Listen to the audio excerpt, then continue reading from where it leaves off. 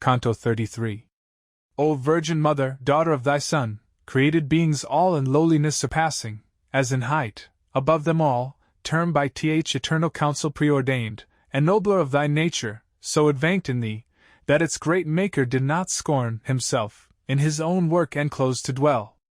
For in thy womb rekindling shone the love revealed, whose genial influence makes now this flower to germinate in eternal peace.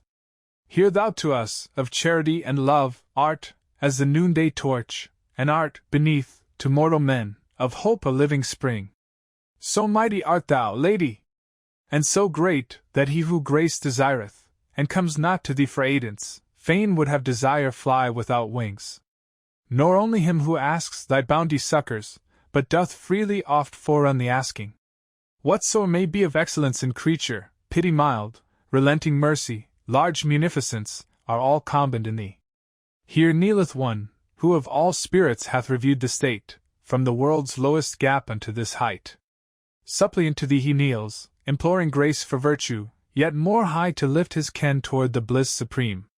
And I, who ne'er coveted sight, more fondly, for myself, than now for him, my prayers to thee prefer, and pray they be not scant, that thou wouldst drive each cloud of his mortality away, that on the sovereign pleasure he may gaze. This also I entreat of thee, O Queen, who canst do what thou wilt, that in him thou wouldst after all he hath beheld, preserve affection sound, and human passions quell. Lo! Where, with Beatrice, many a saint stretched their clasped hands, in furtherance of my suit.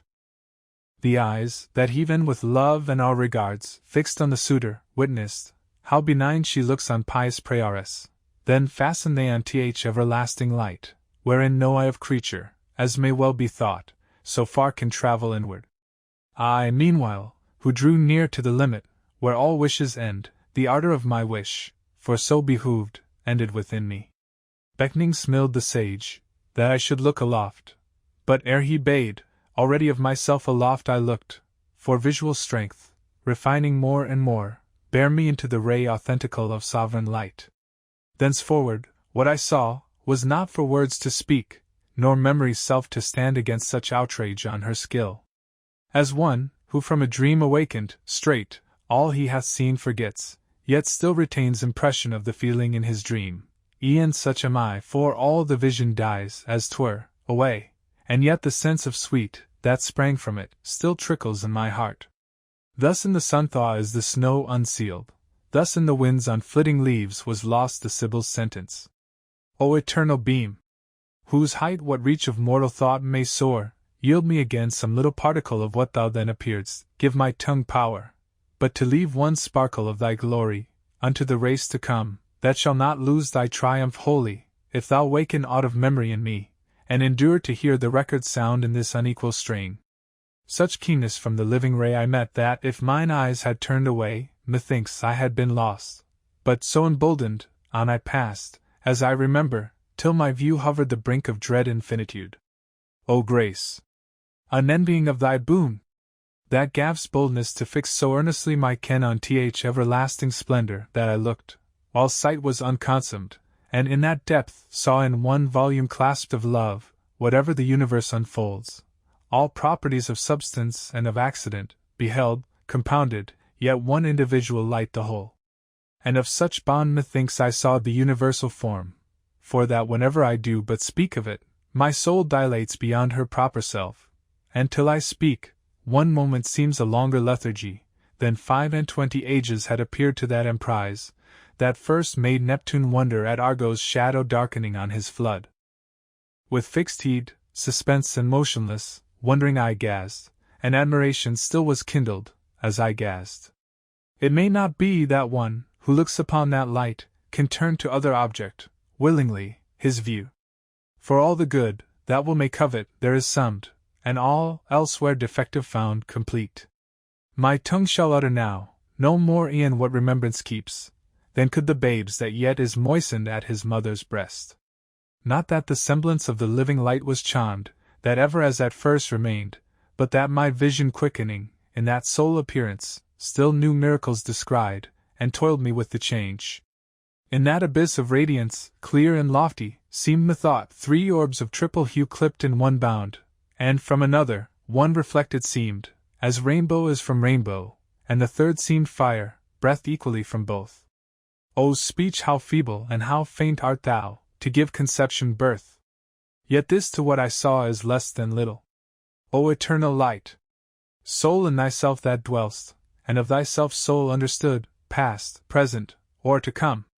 Thou smiledst, on that circling, which in thee seemed as reflected splendor, while I mused, for I therein, methought, in its own hue beheld our image painted, steadfastly I therefore pored upon the view.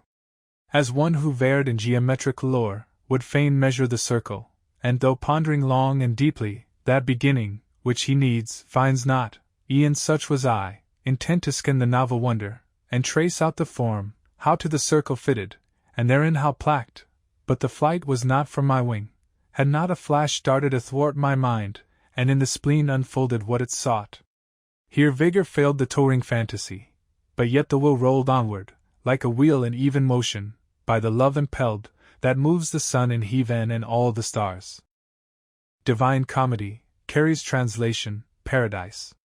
By Dante Alighieri. Paradise. Canto 1. His glory, by whose might all things are moved, pierces the universe, and in one part sheds more resplendence, elsewhere less.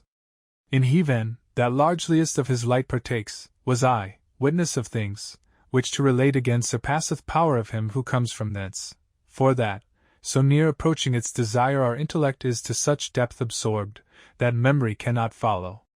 Nathless all, that in my thoughts I of that sacred realm could store, shall now be matter of my song. Benign Apollo!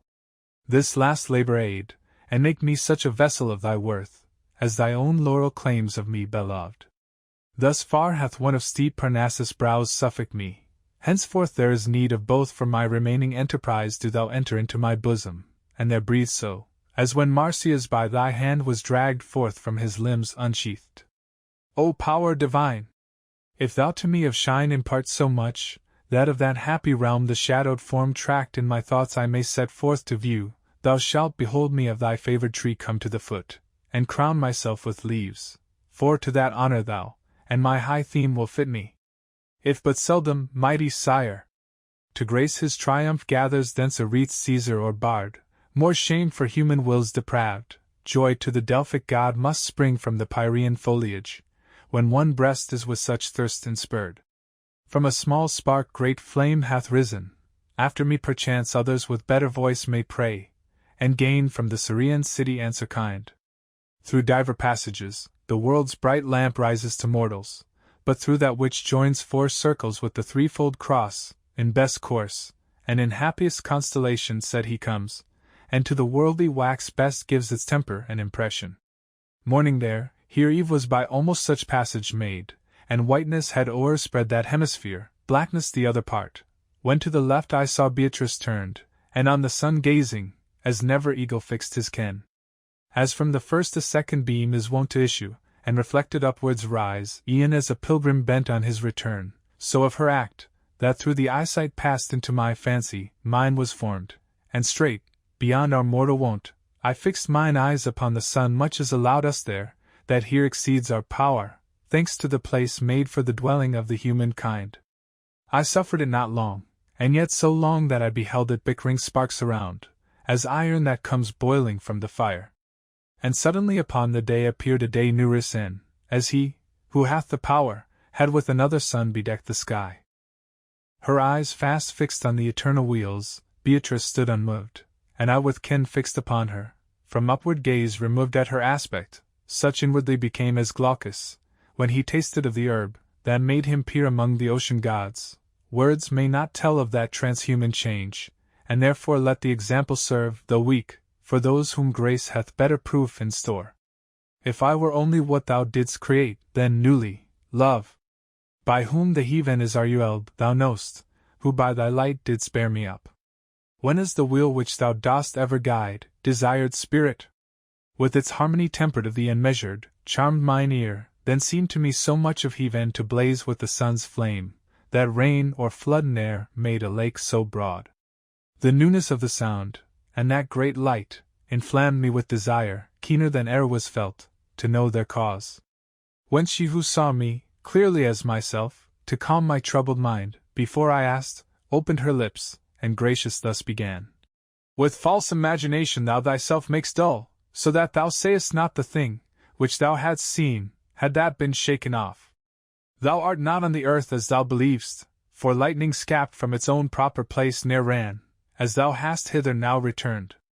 Although divested of my first thrice doubt, by those brief words, accompanied with smiles, yet in new doubt was I entangled more, and said, already satisfied I rest from admiration deep, but now admire how I above those lighter bodies rise.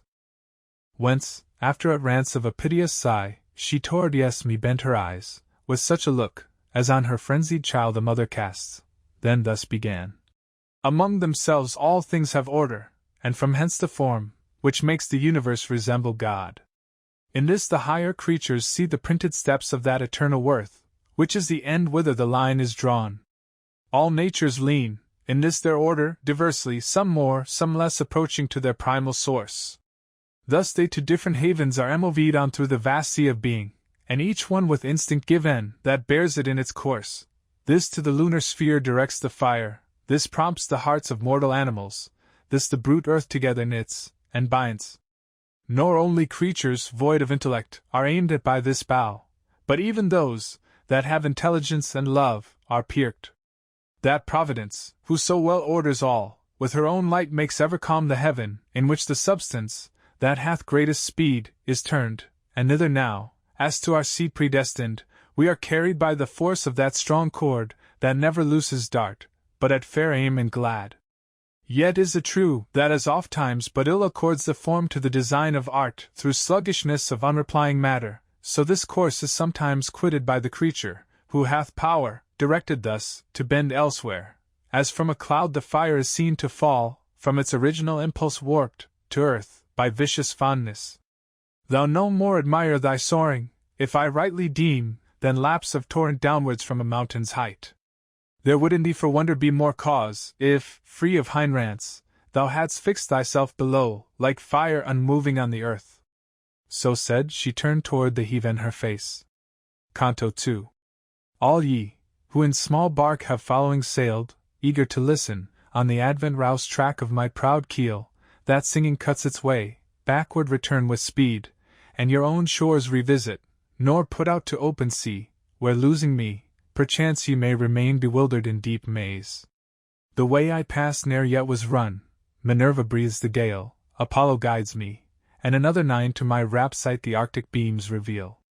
Ye other few, who have outstretched the neck, timely for food of angels, on which here they live, yet never know satiety, through the deep brine ye fearless may put out your vessel, marking, well the furrow broad before you in the wave, that on both sides equal returns. Those, glorious, who passed o'er to Calchos, wondered not as ye will do, when they saw Jason following the plough. The increate perpetual thirst, that draws toward the realm of God's own form, bore us swift almost as the heaven ye behold. Beatrice upward gazed, and I on her, and in such space as on the notch a dart is placked then loosened flies I saw myself arrived, where wandrouse thing engagged my sight. Whence she, to whom no work of mine was hid, turning to me, with aspect glad as fair, bespake me. Gratefully direct thy mind to God, through whom to this first star we come. Meseemed as if a cloud had covered us, translucent, solid, firm, and polished bright, like adamant, which the sun's beam had smit within itself the ever-during pearl received us, as the wave a ray of light receives, and rests unbroken. If I then was of corporeal frame, and it transcend our weaker thought, how one dimension thus another could endure, which needs must be if body enter body, how much more must the desire inflame us to behold that essence, which discovers by what means God and our nature joined. There will be seen that which we hold through faith, not shown by proof, but in itself intelligibly plain, e'en as the truth that man at first believes. I answered, Lady, I with thoughts devout, such as I best can frame, give thanks to him, who hath removed me from the mortal world. But tell, I pray thee, whence the gloomy spots upon this body, which below on earth give rise to talk of Cain and fabling quaint. She somewhat smiled, then spake. If mortals err in their opinion, when the key of sense unlocks not, surely wonder's weapon keen ought not to pierce thee, since thou find'st the wings of reason to pursue the senses' flight are short. But what thy own thought is, declare. Then I. What various here above appears is caused, I deem, by bodies dense or rare. She then resumed. Thou certainly wilt see in falsehood thy belief o'erwhelmed, if well thou listen to the arguments, which I shall bring to face it. The eighth sphere displays numberless lights, the which in kind and size may be remarked of different aspects. If rare or dense of that were cause alone, one single virtue then would be in all, alike distributed, or more, or less. Different virtues needs must be the fruits of formal principles, and these, save one, will by thy reasoning be destroyed. Beside, if rarity were of that dust the cause, which thou inquirest sether in some part that planet must throughout be void, nor fed with its own matter, or, as bodies share their fat and leanness, in like manner this must in its volume change the leaves. The first, if it were true, had through the sun's eclipse been manifested, by transparency of light, as through aught rare beside Ephist. But this is not. Therefore remains to see the other cause, and if the other fall, erroneous so must prove what seemed to thee. If not from side to side this rarity pass through, there needs must be a limit, whence its contrary no further lets it pass. And hence the beam, that from without proceeds, must be poured back, as color comes, through glass reflected, which behind it lead conceals. Now wilt thou say, that there of murkier hue than in the other part the ray is shown, by being thence refracted farther back. From this perplexity will free thee soon experience, if thereof thou trial make, the fountain whence your arts derive their stream. 3 mirrors shalt thou take, and 2 remove from thee alike, and more remote the third. Betwixt the former pair, shall meet thine eyes, then turn toward them, cause behind thy back a light to stand, that on the 3 shall shine, and thus reflected come to thee from all. Though that beheld most distant do not stretch a space so ample, yet in brightness thou will own it equalling the rest. But now, as under snow the ground, if the warm ray smites it, remains dismantled of the hue and cold that covered it before, so thee, dismantled in thy mind, I will inform with light so lively, that the tremulous beam shall quiver where it falls. Within the heaven, where peace divine inhabits, circles round a body, in whose virtue dies the being of all that it contains. The following heaven, that hath so many lights, this being divides through different essences, from it distinct, and yet contained within it. The other orbs their separate distinctions variously dispose, for their own seed and produce apartment. Thus do these organs of the world proceed, as thou beholdest now, from step to step, their influences from above deriving, and thence transmitting downwards. Mark me well, how through this passage to the truth I forward, the truth thou lovest, that thou henceforth alone mayst know to keep the shallows safe, untold. The virtue and motion of the sacred orbs, as mallet by the workman's hand, must needs by blessed movers be inspurred. This heaven, made beauteous by so many luminaries, from the deep spirit that moves its circling sphere, its image takes an impress as a seal, and as the soul, that dwells within your dust, through members different, yet together formed, in different power as resolves itself. E'en so the intellectual efficacy unfolds its goodness multiplied throughout the stars, on its own unity revolving still. Different virtue compact different makes with the precious body it enlivens, with which it knits, as life in you is knit. From its original nature full of joy, the virtue mingled through the body shines, as joy through pupil of the living eye. From hence proceeds that which from light to light seems different, and not from dense or rare. This is the formal cause, that generates proportion to its power, the dusk or clear. Canto 3.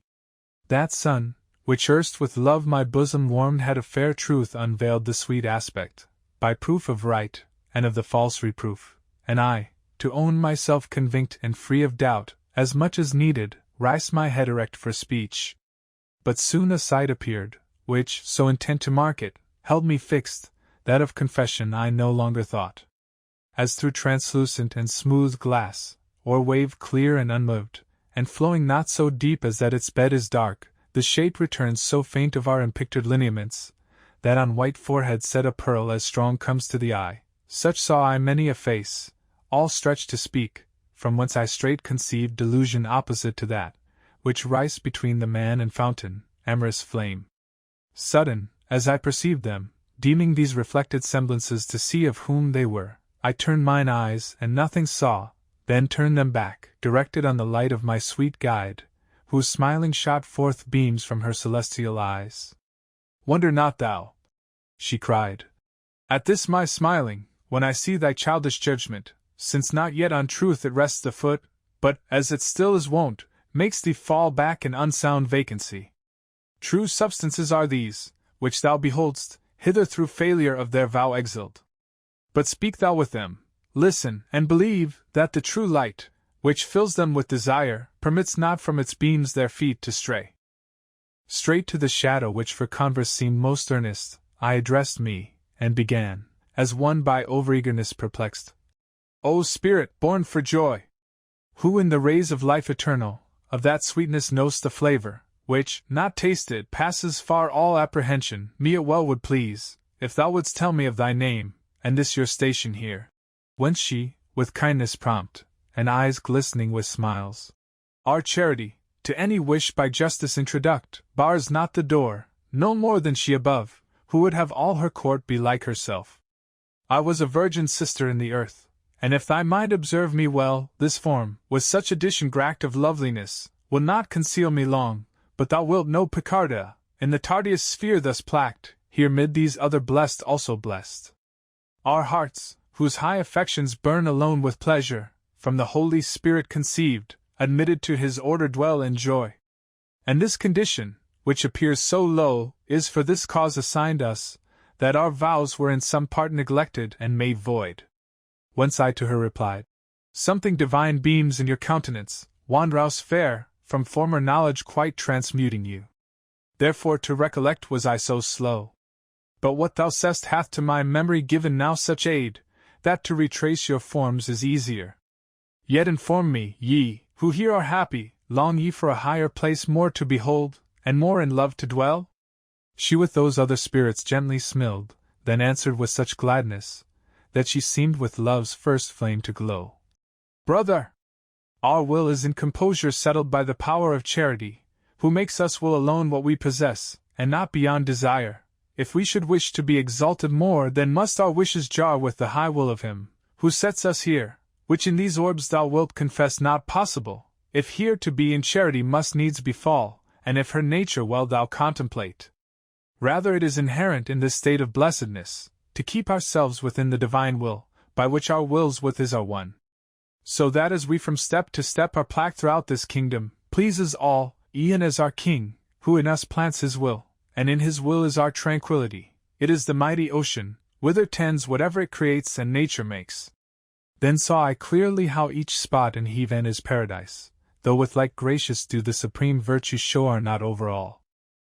But as it chances, if one sort of food hath satiated, and of another still the appetite remains, that this is asked, and thanks for that returned, e'en so did I in word and motion, bent from her to learn what web it was, through which she had not drawn the shuttle to its point. She thus began. Exalted worth and perfectness of life the lady higher up enshrine in heaven, by whose pure laws upon your nether earth the robe and veil they wear, to that intent, that e'en till death they may keep watch or sleep with their great bridegroom, who accepts each vow, which to his gracious pleasure love conforms. From the world to follow her, when young apt, and in her vesture mantling me, made promise of the way her sect enjoins. Thereafter men, for ill than good more apt, forth snatched me from the pleasant cloisters pale. God knows how after that my life was frammed. This other splendid shape, which thou beholdst at my right side, burning with all the light of this our orb, what of myself I tell may to herself apply. From her, like me a sister, with like violence were torn the saintly folds, that shaded her fair brows. E'en when she to the world again was brought in spite of her own will and better wont, yet not for that the bosom's inward veil did she renounce. This is the luminary of mighty Constance, who from that loud blast, which blew the second over Swabia's realm, that power product, which was the third and last. She ceased from further talk, and then began, Ave Maria, singing, and with that song vanished, as heavy substance through deep wave. Mine eye, that far as it was capable, pursued her, when in dimness she was lost, turned to the mark where greater one impelled, and bent on Beatrice all its gaze. But she as lightning beamed upon my looks, so that the sight sustained it not at first. Whence I to question her became less prompt. Canto 4. Between two kinds of food, both equally remote and tempting, first a man might die of hunger, ere he one could freely choose. E'en so would stand a lamb between the maw of two fierce wolves, in dread of both alike. E'en so between two deer a dog would stand, wherefore, if I was silent, fault nor praise I to myself impute, by equal doubts held in suspense, since of necessity it happened. Silent was I, yet desire was painted in my looks, and thus I spake my wish more earnestly than language could. As Daniel, when the haughty king he freed from ire, that spurred him on to deeds unjust and violent, so looked Beatrice then. Well I discern.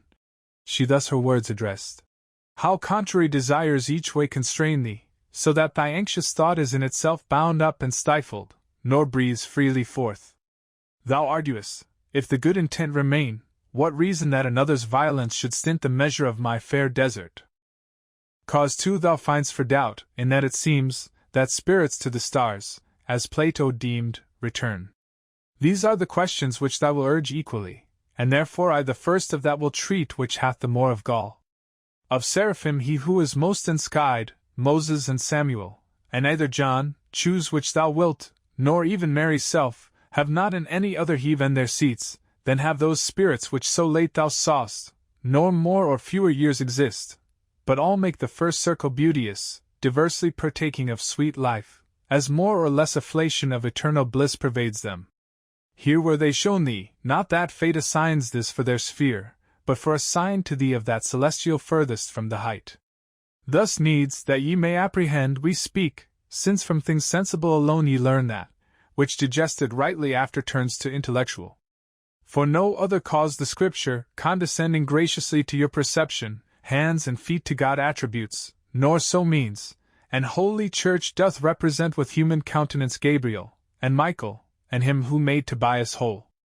Unlike what here thou sayest, the judgment of Timaeus, who affirms each soul restored to its particular star, believing it to have been taken thence, when nature gave it to inform her mould, since to appearance his intention is e'en what his words declare, or else to shun derision, haply thus he hath disquised his true opinion. If his meaning be, that to the influencing of these orbs revert the honor and the blame in human acts, perchance he doth not wholly miss the truth. This principle, not understood aright, erewhile perverted well nigh all the world, so that it fell to fabled names of Jove, and Mercury, and Mars. That other doubt, which moves thee is less harmful, for it brings no peril of removing thee from me. That, to the eye of man, our justice seems unjust, is argument for faith, and not for heretic declension. To the end this truth may stand more clearly in your view, I will content thee even to thy wish. If violence be, when that which suffers not consents to that which forceth, not for this these spirits stood exculpate. For the will, that will not, still survives unquenched, and doth as nature doth in fire though violence rested 1,000 times, for, if it yield or more or less, so far it follows force. And thus did these, whom they had power to seek the hallowed place again. In them, had will been perfect, such as once upon the bars held Lawrence firm, or wrought in Scaevola to his own hand remorseless, to the path, whence they were drawn, their steps had hastened back, when liberty returned, but in too few resolves so steadfast dwells. And by these words if duly weighed, that argument is void, which oft might have perplexed thee still. But now another question thwarts thee, which to solve might try thy patience without better aid. I have, no doubt, instilled into thy mind that blessed spirit may not lie, since near the source of primal truth it dwells for aye, and thou mightst after of Picarda learn that Constance held affection to the veil, so that she seems to contradict me here. Not seldom, brother, it hath chanced for men to do what they had gladly left undone, yet to shun peril they have done amiss, e'en as Alcmaeon, at his father's suit slew his own mother, so made pitiless not to lose pity. On this point bethink thee, that force and will are blended in such wise as not to make the offence excusable. Absolute will agrees not to the wrong, that inasmuch as there is fear of will from non-compliance, it agrees. Of will thus absolute Picarda spake, and I of th other, so that both have truly said. Such was the flow of that pure rill, that welled from forth the fountain of all truth, and such the rest, that to my wondering thoughts I found. O thou of primal love, the prime delight! Goddess, I straight replied, whose lively words still shed new heat and vigor through my soul.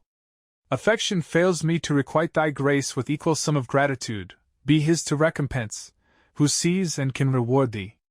Well I discern, that by that truth alone enlightened, beyond which no truth may roam, our mind can satisfy her thirst to know, therein she resteth, e'en as in his lair the wild beast, soon as she hath reached that bound, and she hath power to reach it, else desire were given to no end. And thence doth doubt spring, like a shoot, around the stock of truth, and it is nature which from height to height unto the summit prompts us. This invites, this doth assure me, lady, reverently to ask thee of other truth, that yet is dark to me. I fain would know, if man by other works well done may so supply the failure of his vows, that in your scale they lack not weight. I spake, and on me straight Beatrice looked with eyes that shot forth sparks of love celestial in such copious stream, that, virtue sinking in me overpowered, I turned, and downward bent confused my sight. Canto 5. If beyond earthly wont the flame of love illume me, so that I o'ercome thy power of vision, marvel not, but learn the cause in that perfection of the sight, which soon as apprehending, hasteneth on to reach the good it apprehends. I well discern, how in thine intellect already shines the light eternal, which to view alone ne'er fails to kindle love, and if aught else your love seduces, 'tis but that it shows some ill-marked vestige of that primal beam. This wouldst thou know, if failure of the vow by other service may be so supplied, as from self-question to assure the soul. Thus she her words, not heedless of my wish, began, and thus, as one who breaks not off discourse, continued in her saintly strain. Supreme of gifts, which God creating gave of his free bounty, sign most evident of goodness, and in his account most prized, was liberty of will, the boon wherewith all intellectual creatures, and them soul he hath endowed. Hence now thou mayst infer of what high worth the vow, which so is framed that when man offers, God well pleased accepts, for in the compact between God and him, this treasure, such as I describe it to thee, he makes the victim, and of his own act. What compensation therefore may he find? If that, whereof thou hast oblation made, by using well thou thinkst to consecrate, thou wouldst of theft do charitable deed. Thus I resolve thee of the greater point. But forasmuch as Holy Church, herein dispensing, seems to contradict the truth I have discovered to thee, yet behooves thou rest a little longer at the board, ere the crude aliment, which thou hast taken, digested fitly to nutrition turn. Open thy mind to what I now unfold, and give it inward keeping. Knowledge comes of learning well retained, unfruitful else. This sacrifice in essence of two things consisteth, one is that, whereof 'tis made, the covenant the other. For the last, it ne'er is cancelled if not kept, and hence I spake erewhile so strictly of its force. For this it was enjoined the Israelites, though leave were given them, as thou knowst, to change the offering, still to offer. Other part, the matter and the substance of the vow, may well be such, to that without offence it may for other substance be exchanged. But at his own discretion none may shift the burden on his shoulders, unrelieved by either key, the yellow and the white. Nor deem of any change, as less than vain, if the last bond be not within the new included, as the cotter and the six. No satisfaction therefore can be paid for what so precious in the balance weighs, that all in counterpoise must kick the beam. Take then no vow at random, ta'en, with faith preserve it, yet not bent, as Jephthah once, blindly to execute a rash resolve, whom better it had suited to exclaim, I have done ill, than to redeem his pledge by doing worse, or, not unlike to him in folly, that great leader of the Greeks, whence, on the altar, Iphigenia mourned her virgin beauty, and hath since made mourn both wise and simple, even all, who hear of so fell sacrifice. Be ye more staid, O Christians, not, like feather, by each wind removable, nor think to cleanse ourselves in every water. Either testament, the old and new, is yours, and for your guide the shepherd of the church let this suffice to save you. When by evil lust enticked, remember ye be men, not senseless beasts, nor let the Jew, who dwelleth in your streets, hold you in mockery. Be not as the lamb, that, fickle wanton, leaves its mother's milk, to dally with itself in idle play. Such were the words that Beatrice spake. These ended, to that region, where the world is liveliest, full of fond desire she turned. Though mainly prompt new question to propose, her silence and chound look did keep me dumb.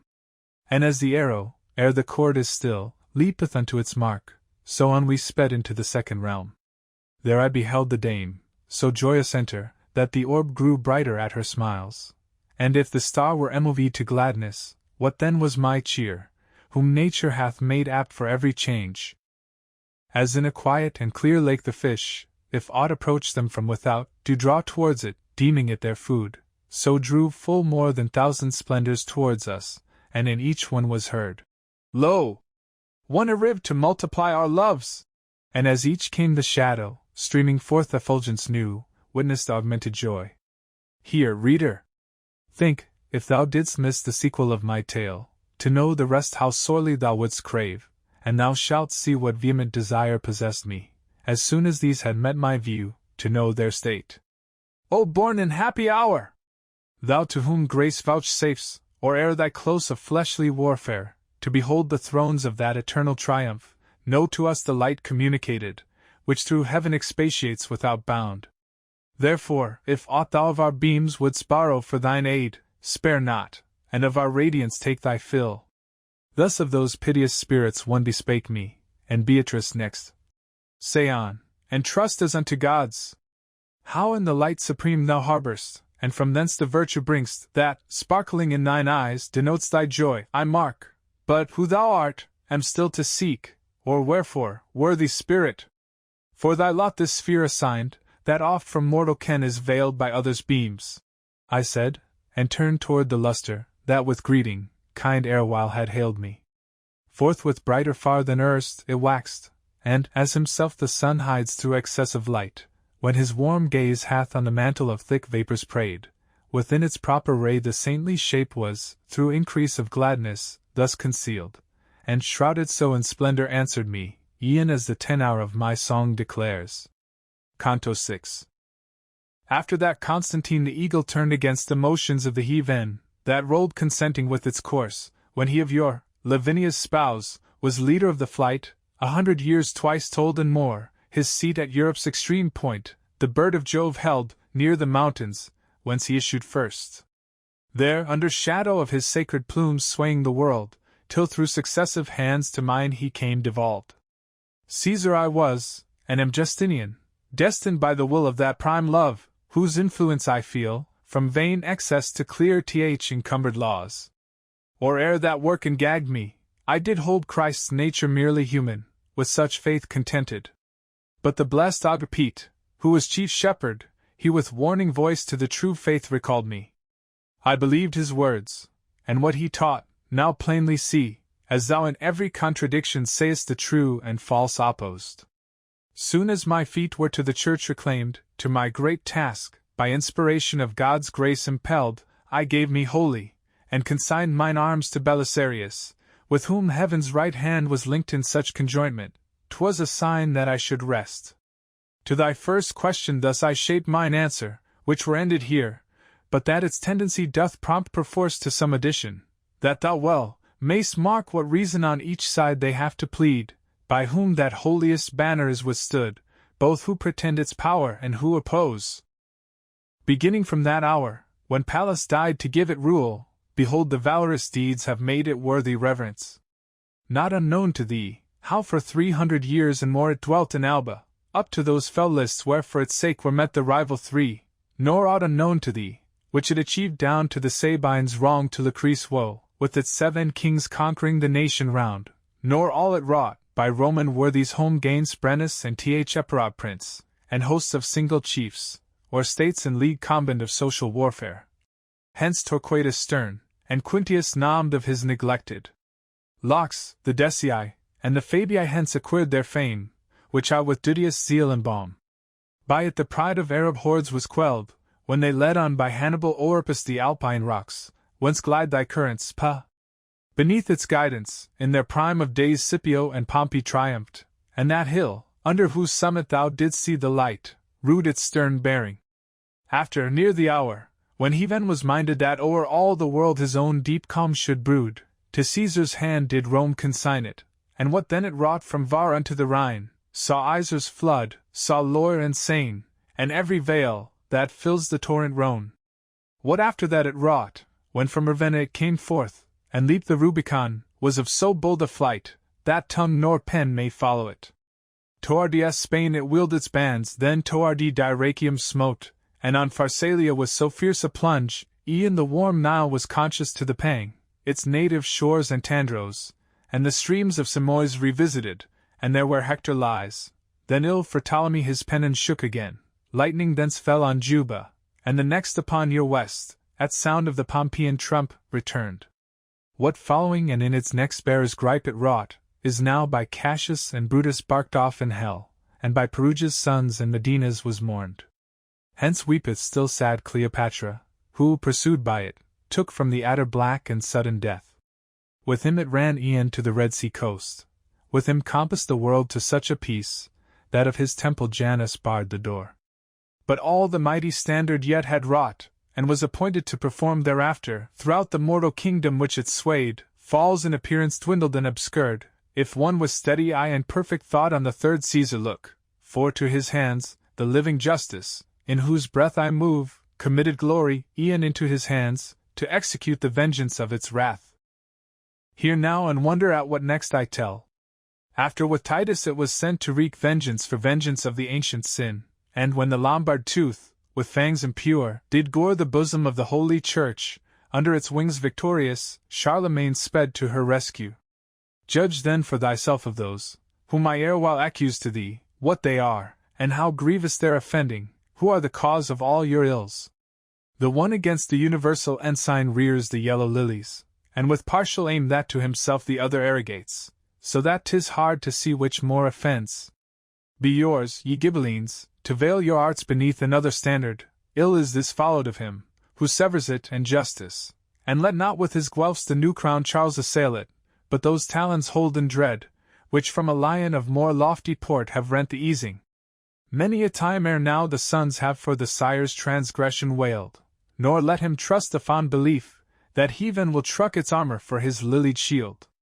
This little star is furnished with good spirits, whose mortal lives were busied to that end, that honor and renown might wait on them, and when desires thus err in their intention, true love must needs ascend with slacker beam. But it is part of our delight, to measure our wages with the merit, and admire the close proportion. Hence doth heaven a why justice tempers so evenly affection in us, it ne'er can warp to any wrongfulness. Of diverse voices is sweet music made, so in our life the different degrees render sweet harmony among these wheels. Within the pearl, that now encloseth us, shines Romeo's light, whose goodly deed and fair met ill acceptance. But the Provençals that were his foes have little cause for mirth. Ill shapes that man his course, who makes his wrong of others worth.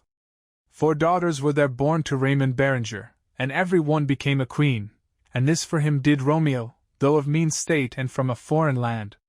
Yet envious tongues incited him to ask a reckoning of that just one, who returned 12-fold to him for 10. Aged and poor he parted thence, and if the world did know the heart he had, begging his life by morsels, 'twould deem the praise it yields him scantly dealt. Canto 7. Hosanna sanctus Deus Sabaoth super illustrans clarite tua felices ignes horum malahath. Thus chanting saw I turn that substance bright with fourfold lustre to its orb again, revolving, and the rest unto their dance with it emoved also, and like swiftest sparks, in sudden distance from my sight were veiled. Me doubt possessed, and, Speak, it whispered me. Speak, speak unto thy lady, that she quench thy thirst with drops of sweetness. Yet blank awe, which lords it o'er me, even at the sound of Beatrice's name, did bow me down as one in slumber held. Not long that mood Beatrice suffered, she, with such a smile, as might have made one blessed amid the flames, beaming upon me, thus her words began. Thou in thy thought art pondering, as I deem, and what I deem is truth, how just revenge could be with justice punished, from which doubt I soon will free thee, so thou mark my words, for they of weighty matter shall possess thee. That man, who is unborn, himself condemned, and in himself, all, who since him have lived, his offspring, whence, below, the humankind lay sick in grievous error many an age, until it pleased the word of God to come amongst them down, to his own person joining the nature, from its maker far estranged, by the mere act of his eternal love. Contemplate here the wonder I unfold. The nature with its maker thus conjoined, created first was blameless, pure and good, but through itself alone was driven forth from paradise, because it had eschewed the way of truth and life, to evil turned. Ne'er then was penalty so just as that inflicted by the cross, if thou regard the nature in assumption doomed, ne'er wrong so great, in reference to him, who took such nature on him, and endured the doom. God therefore and the Jews one sentence pleased, so different effects flowed from one act, and heaven was opened, though the earth did quake. Count it not hard henceforth, when thou dost hear that a just vengeance was by righteous court justly revenged. But yet I see thy mind by thought on thought arising sore perplexed, and with how vehement desire it asks solution of the maze. What I have heard is plain, thou sayest, but wherefore God this way for our redemption chose, eludes my search. Brother! No eye of man not perfected, nor fully ripened in the flame of love, may fathom this decree. It is a mark, in sooth, much aimed at, and but little kenned, and I will therefore show thee why such way was worthiest. The celestial love, that spume all envying in its bounty, in itself with such effulgence blazeth, as sends forth all beauteous things eternal. What distills immediate thence, no end of being knows, bearing its seal immutably impressed. Whatever thence immediate falls, is free, holy, uncontrollable by power of each thing new, by such conformity more grateful to its author, whose bright beams, though all partake their shining, yet in those are liveliest, which resemble him the most. These tokens of preeminence on man largely bestowed, if any of them fail, he needs must forfeit his nobility, no longer stainless. Sin alone is that, which doth disfranchise him, and make unlike to the chief good, for that its light in him is darkened. And to dignity thus lost is no return, unless, where guilt makes void, he for ill pleasure pay with equal pain. Your nature, which entirely in its seed transgressed, from these distinctions fell, no less than from its state in paradise, nor means found of recovery. Search all methods out as strictly as thou may, save one of these, the only fords were left through which to wade, either that God had of his courtesy released him merely, or else man himself for his own folly by himself attened.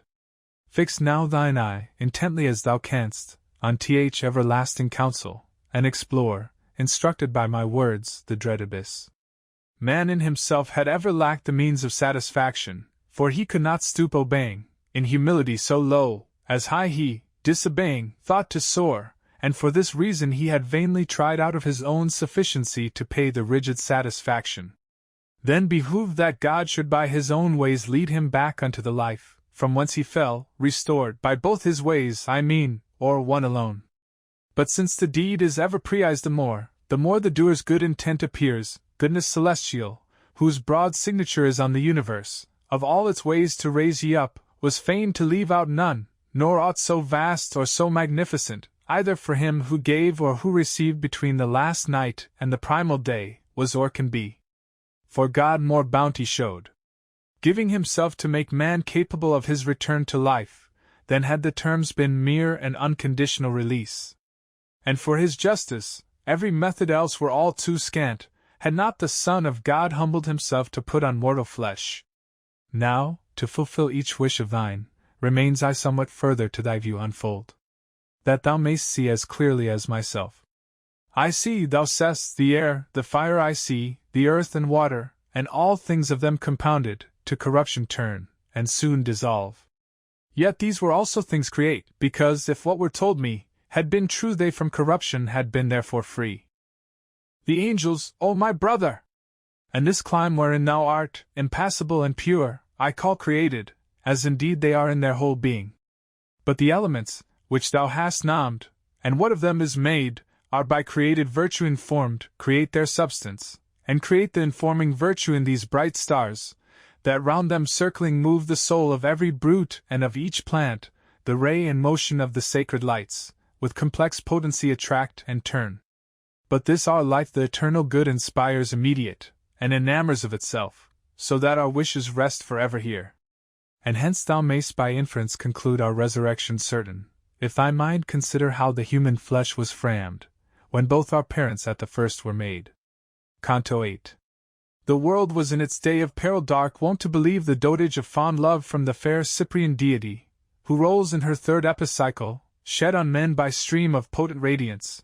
Therefore they of elder time, in their old error blind, not her alone with sacrifice adored and invocation, but like honors paid to Cupid and Dion, deemed of them her mother, and her son, him whom they feigned to sit in Dido's bosom. And from her, whom I have some preluding, borrowed they the appellation of that star, which views, now obvious and now averse, the sun. I was not ware that I was wafted up into its orb, but the new loveliness that gracked my lady, gave me ample proof that we had entered there. And as in flame a sparkle is distinct, or voice in voice discerned, when one its even tenor keeps, the other comes and goes, so in that light I other luminaries saw, that coursed in circling motion, rapid more or less, as their eternal phases each impels. Never was blast from vapor charged with cold, whether invisible to eye or no, descended with such speed, it had not seemed to linger in dull tardiness, compared to those celestial lights, that towards us came, leaving the circuit of their joyous ring, conducted by the lofty seraphim. And after them, who in the van appeared, such an hosanna sounded, as hath left desire, ne'er since extinct in me, to hear renewed the strain. Then parting from the rest one near us drew, and so began. We all are ready at thy pleasure, well disposed to do thee gentle service. We are they, to whom thou in the world erewhile didst sing O ye, whose intellectual ministry moves the third heaven, and in one orb we roll, one motion, one impulse, with those who rule princedoms in heaven, yet are of love so full, that to please thee 'twill be as sweet to rest. After mine eyes had with meek reverence sought the celestial guide, and were by her assured, they turned again unto the light who had so largely promised, and with voice that bare the lively pressure of my zeal, "Tell who ye are," I cried. Forthwith it grew in size and splendor, through augmented joy, and thus it answered, "A short date below the world possessed me.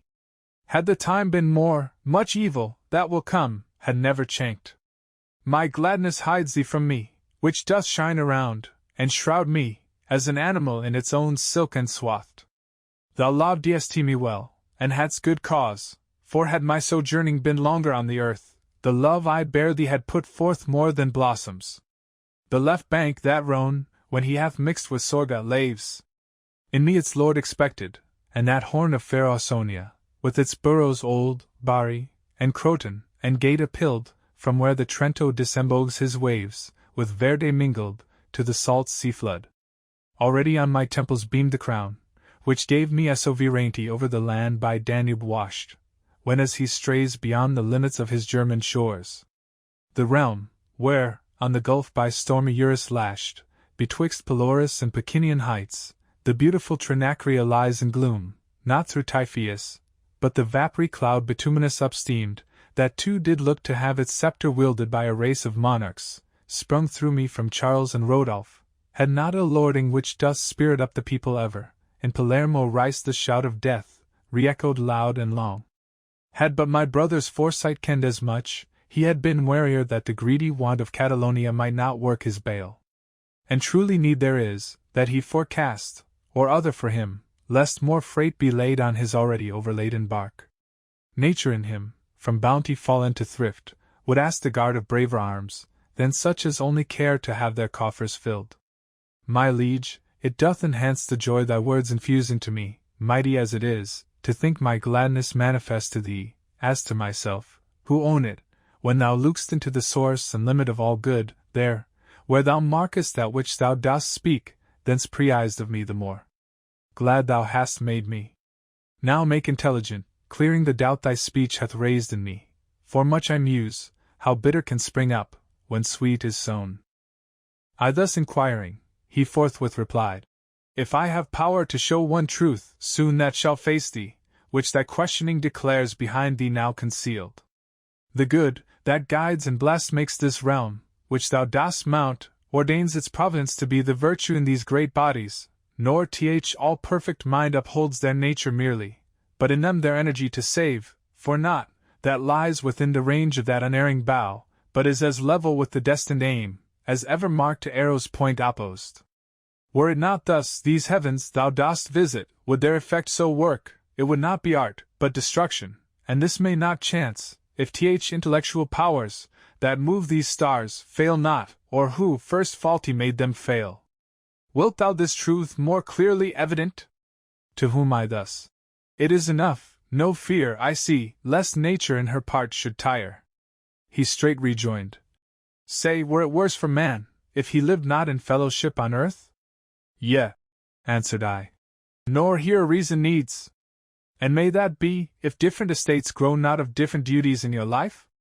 Consult your teacher, and he tells you no. Thus did he come, deducing to this point, and then concluded. For this cause behooves the roots, from whence your operations come, must differ. Therefore one is Solon born, another Xerxes, and Melchizedek a third, and he a fourth, whose airy voyage cost him his son. In her circuitous course nature, that is the seal to mortal wax, doth well her art, but no distinctions owns twixt one or other household. Hence befalls that Esau is so wide of Jacob, hence Quirinus of so base a father springs, he dates from Mars his lineage. Were it not that Providence celestial overruled nature, in generation, must the path tracked by the generator, still pursue unswervingly. Thus place I in thy sight that, which was late behind thee. But, in sign of more affection for thee, 'tis my will thou wear this corollary. Nature ever finding discord in fortune, like all seed out of its proper climate, thrives but ill. And were the world below content to mark and work on the foundation nature lays, it would not lack supply of excellence. But ye perversely to religion strain him, who was born to gird on him the sword, and of the fluent phrase men make your king, therefore your steps have wandered from the paths. Canto 9. After solution of my doubt, thy Charles, O fair Clemenza, of the treachery spake that must befall his seed. But, tell it not, said he, and let the destined years come round. Nor may I tell thee more, save that the meed of sorrow well deserved shall quit your wrongs. And now the visage of that saintly light was to the sun, that fills it, turned again, as to the good, whose plenitude of bliss sufficeth all. O ye misguided souls! Infatuate, who from such a good estrange your hearts, and bend your gaze on vanity, alas for you, and lo! Toward me, next, another of those splendid forms approached, that, by its outward brightening, testified the will it had to pleasure me. The eyes of Beatrice, resting, as before, firmly upon me, manifested forth approval of my wish. And oh! I cried. Blessed Spirit! Quickly be my will performed, and prove thou to me, that my inmost thoughts I can reflect on thee. Thereat the light, that yet was new to me, from the recess, where it before was singing, thus began, as one who joys in kindness. In that part of the depraved Italian land, which lies between Rialto, and the fountain springs of Brenta and of Piava, there doth rise, but to no lofty eminence, a hill, from whence erewhile a firebrand did descend, that sorely sheet the region. From one rude eye and it sprang, my name on earth Cunizza, and here I glitter, for that by its light this star o'ercame me. Yet I naught repine, nor grudge myself the cause of this my lot, which haply vulgar hearts can scarce conceive. This jewel, that is next me in our heaven, lustrous and costly, great renown hath left, and not to perish, ere these 100 years 5 times absolve their round.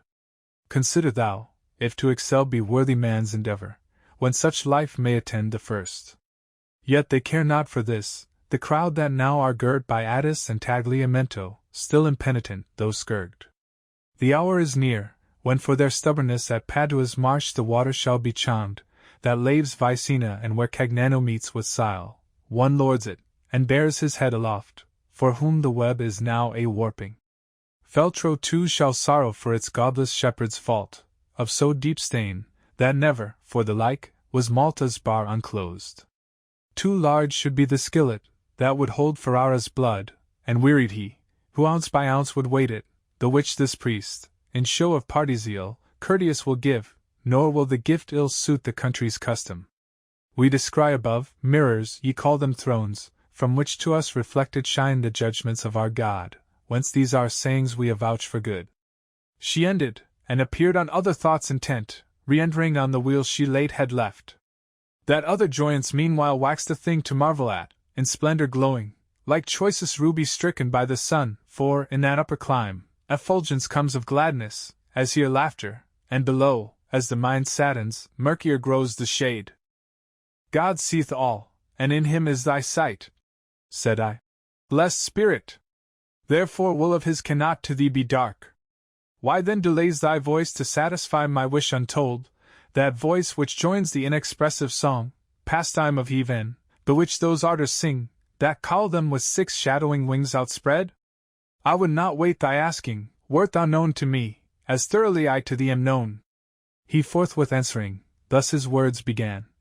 The valley of waters, widest next to that which doth the earth engarland, shapes its course, between discordant shores, against the sun inward so far, it makes meridian there, where was before horizon.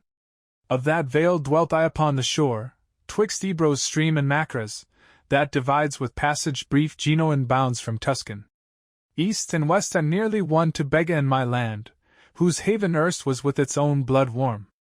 Who knew my name were wont to call me Falco, and I did bear impression of this heaven, that now bears mine, for not with fiercer flame glowed Belus' daughter, injuring alike Sychaeus and Creusa, then did I, long as it suited the unripened down that fledged my cheek, nor she of Rhodope, that was beguiled of Demophon, nor Jove's son, when the charms of Iole were shrinned within his heart. And yet there hides no sorrowful repentance here, but mirth, not for the fault, that doth not come to mind, but for the virtue, whose o'erruling sway and providence have wrought thus quaintly. Here the skill is looked into, that fashioneth with such effectual working, and the good discerned, accruing to this upper world from that below. But fully to content thy wishes, all that in this sphere have birth, demands my further parle. Inquire thou wouldst, who of this light is denizen, that here beside me sparkles, as the sunbeam doth on the clear wave. Know then, the soul of Rahab is in that gladsome harbor, to our tribe united, and the foremost rank assigned.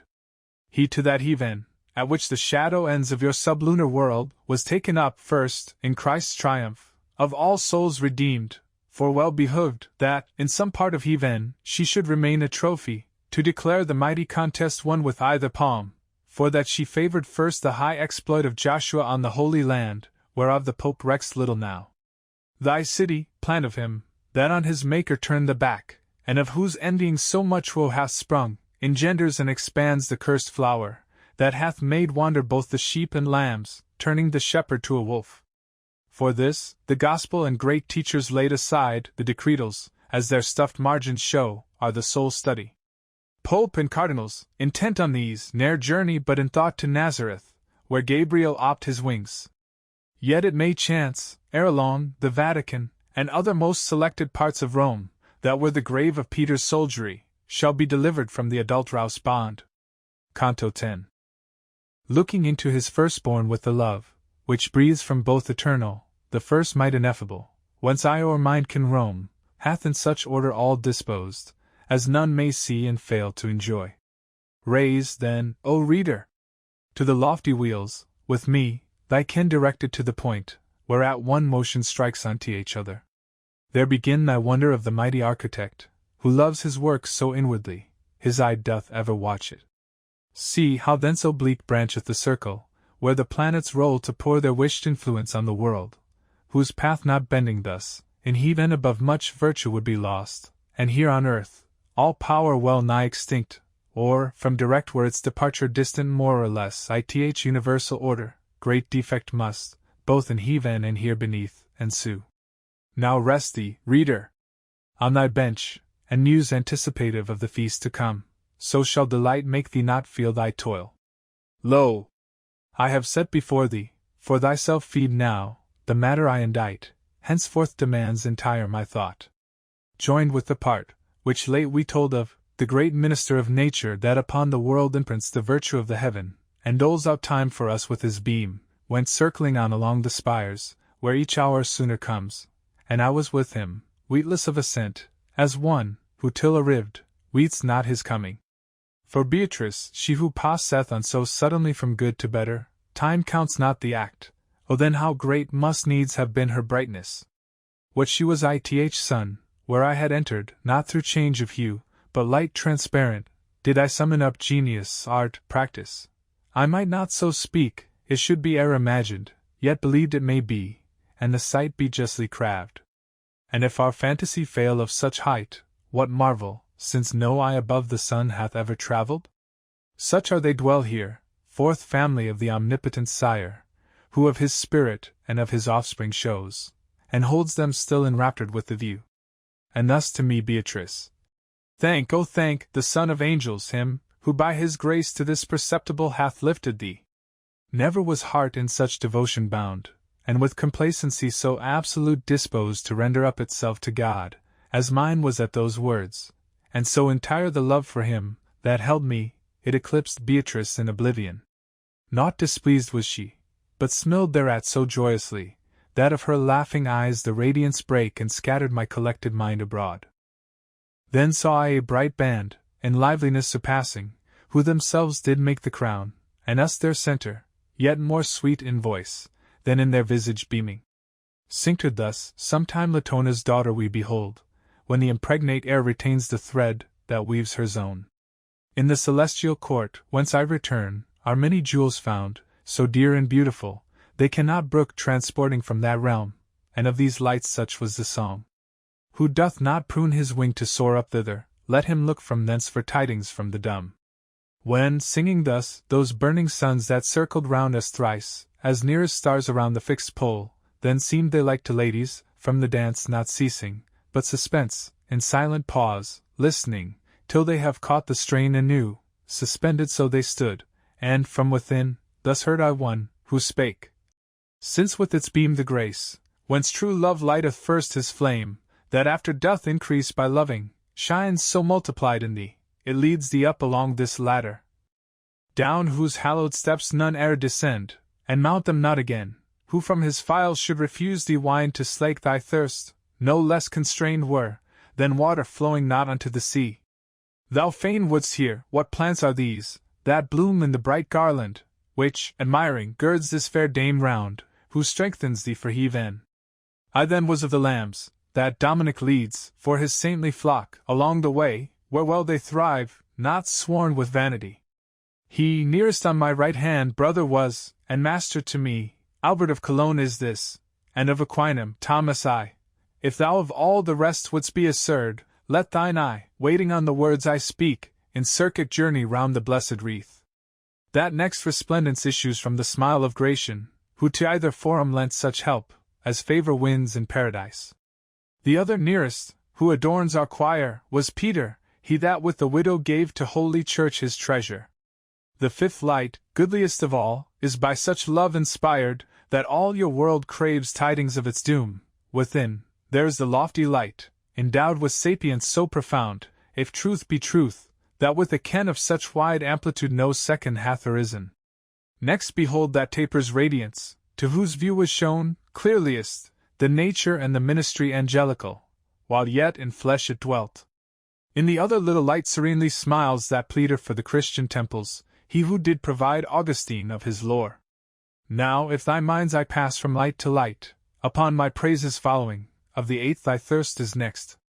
The saintly soul, that shows the world's deceitfulness, to all who hear him, is, with the sight of all the good that is, blessed there. The limbs whence it was driven, lie down in Ciildoro, and from martyrdom and exile came it here. Lo! Further on, where flames the arduous spirit of Isidore, of Bede, and Richard more than man, erewhile, in deep discernment. Lastly this, from whom thy look on me reverteth, was the beam of one, whose spirit, on high musings bent, rebucked the lingering tardiness of death. It is the eternal light of Sigebert, who scapt not envy, when of truth he argued, reading in the straw-littered street. Forthwith, as clock, that calleth up the spouse of God to win her bridegroom's love at Manon's hour, each part of other fitly drawn and yargeed, sends out a tinkling sound, of notes so sweet, affection springs in well-disposed breasts. Thus saw I move the glorious wheel, thus heard voice answering voice, so musical and soft, it can be known but where day endless shines. Canto 11. O fond anxiety of mortal men! How vain and inconclusive arguments are those, which make thee beat thy wings below for statues one, and one for aphorisms was hunting. This the priesthood followed, that by force or sophistry aspired to rule, to rob another, and another sought by civil business wealth. One moiling lay tangled in net of sensual delight, and one to witless indolence resigned. What time from all these empty things escaped, with Beatrice. I thus gloriously was riced aloft, and made the guest of heaven. They of the circle to that point, each one, where erst it was, had turned, and steady glowed, as candle in his socket. Then within the lustre, that erewhile bespake me, smiling with mirror gladness, heard I thus begin. E'en as his beam illumes me, so I look into the eternal light, and clearly mark thy thoughts, from whence they rise. Thou art in doubt, and wouldst that I should bolt my words afresh in such plain open phrase, as may be smooth to thy perception, where I told thee late that well they thrive, and that no second such hath risen, which no small distinction needs. The providence, that governeth the world, in depth of counsel by created ken unfathomable, to the end that she, who with loud cries was spoused in precious blood, might keep her footing towards her well-beloved, safe in herself and constant unto him, hath too ordained, who should on either hand in chief escort her, one seraphic all in fervency, for wisdom upon earth, the other splendor of cherubic light. I but of one will tell, he tells of both, who one commendeth which of them soe'er be taken, for their deeds were to one end. Between Tepino and the wave that falls from blessed Ubaldo's chosen hill, there hangs rich slope of mountain high, whence heat and cold are wafted through Perugia's eastern gate, and Norsera with Gualdo, in its rear mourn for their heavy yoke. Upon that side, where it doth break its steepness most, arose a sun upon the world, as duly this from Ganges doth. Therefore let none, who speak of that place, say a seaside, for its name were lamely so delivered, but the east, to call things rightly, be it henceforth stilled. He was not yet much distant from his rising, when his good influence gone to bless the earth. A Dane to whom none openeth pleasure's gate more than to death, was, gainst his father's will, his stripling choice, and he did make her his, before the spiritual court, by nuptial bonds, and in his father's sight, from day to day, then loved her more devoutly. She, bereaved of her first husband, slighted and obscure, 1,100 years and more, remained without a single suitor, till he came. Nor aught availed, that, with Amyclas, she was found unmoved at rumour of his voice, who shook the world, nor aught her constant boldness whereby with Christ she mounted on the cross, when Mary stayed beneath. But not to deal thus closely with thee longer, take at large the rover's titles, Poverty and Francis. Their concord and glad looks, wonder and love, and sweet regard gave birth to holy thoughts so much, that venerable Bernard first did bear his feet, and in pursuit of peace so heavenly, ran, yet deemed his footing slow. O hidden riches! O prolific good!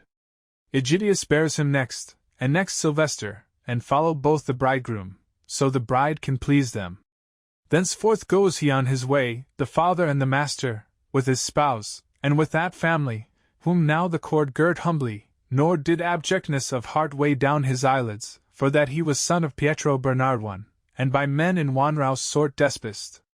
But royally his hard intention he to innocence set forth, and from him first received the seal on his religion.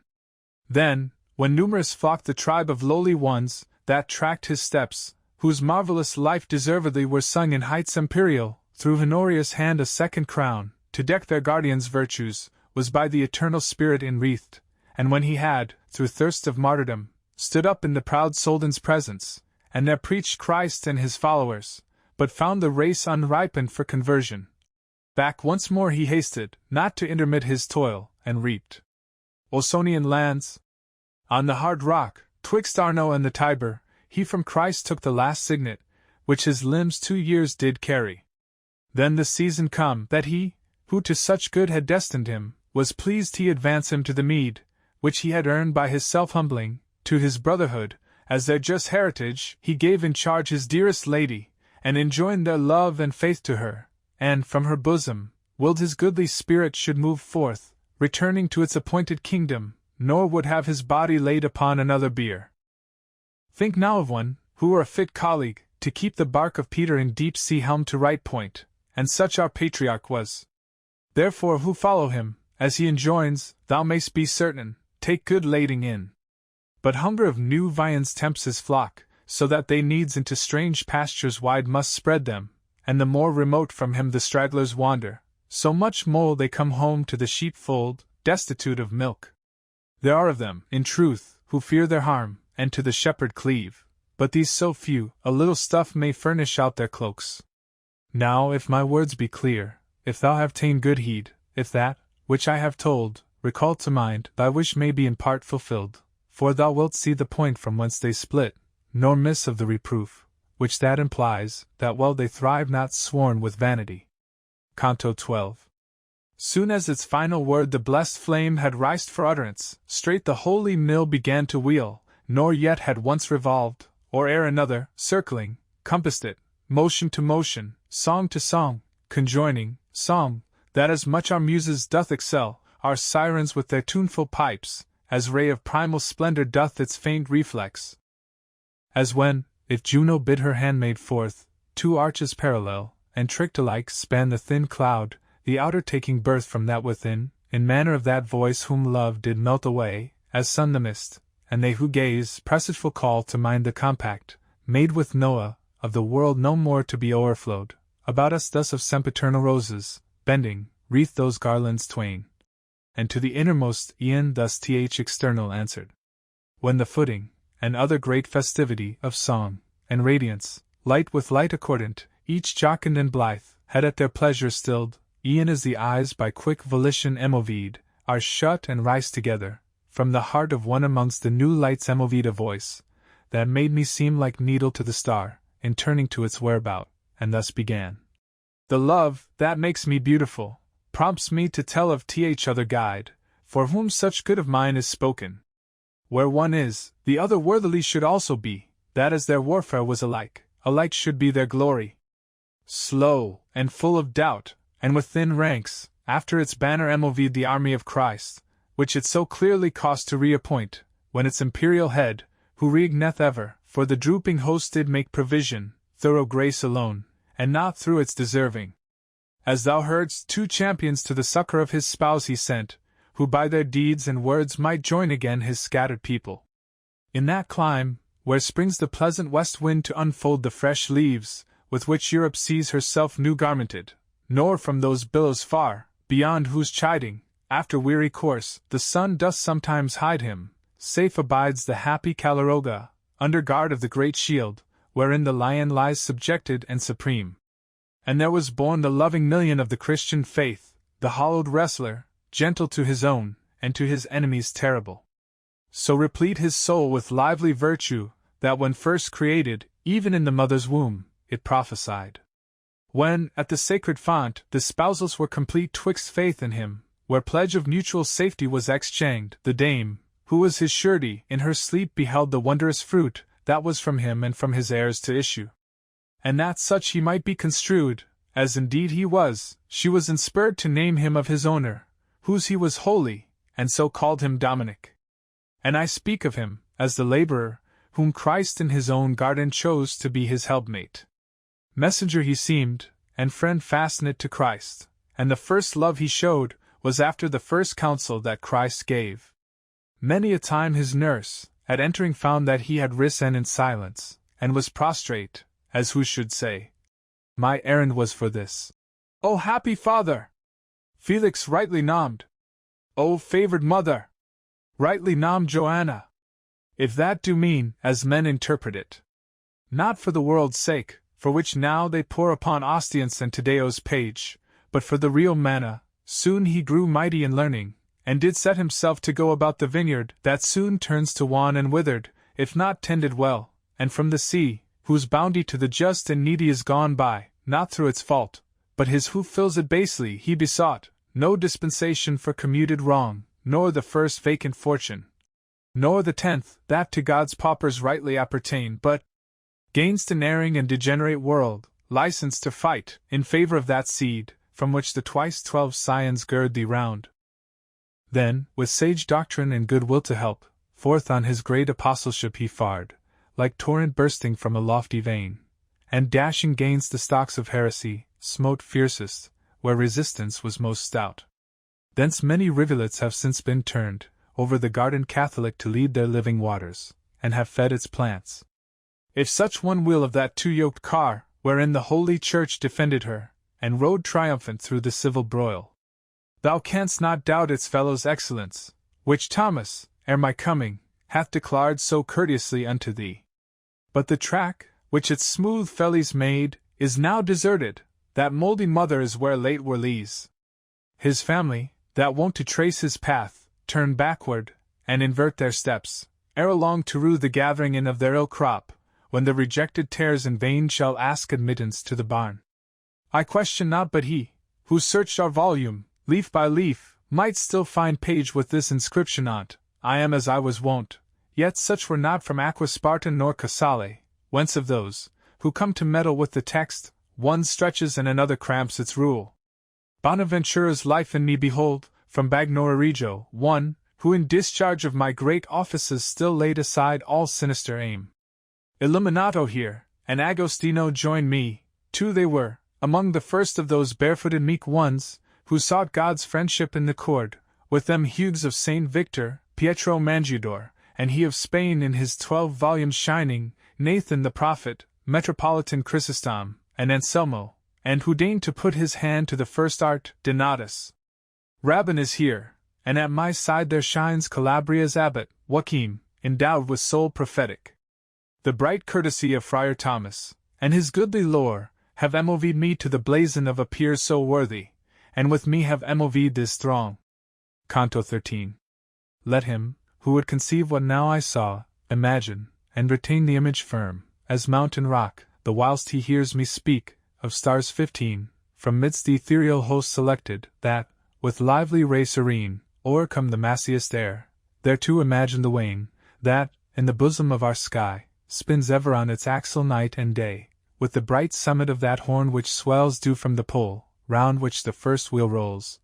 T have ranged themselves in fashion of two signs in heaven, such as Ariadne made, when death's chill seized her, and that one of them did compass in the other's beam, and both in such sort whirl around, that each should tend with opposite motion, and conceiving thus, of that true constellation, and the dance twofold, that circled me, he shall attain as 'twere the shadow. For things there as much surpass our usage, as the swiftest heaven is swifter than the Chiana. There was sung no Bacchus, and no Iopian, but 3 persons in the Godhead, and in one substance that nature and the human joined. The song fulfilled its measure, and to us those saintly lights attended, happier made at each new ministering. Then silence brake, amid accordant sons of deity, that luminary, in which the wondrous life of the meek man of God was told to me, and thus it spake. 1 year oth harvest threshed, and its grains safely stored, sweet charity invites me with the other to like toil.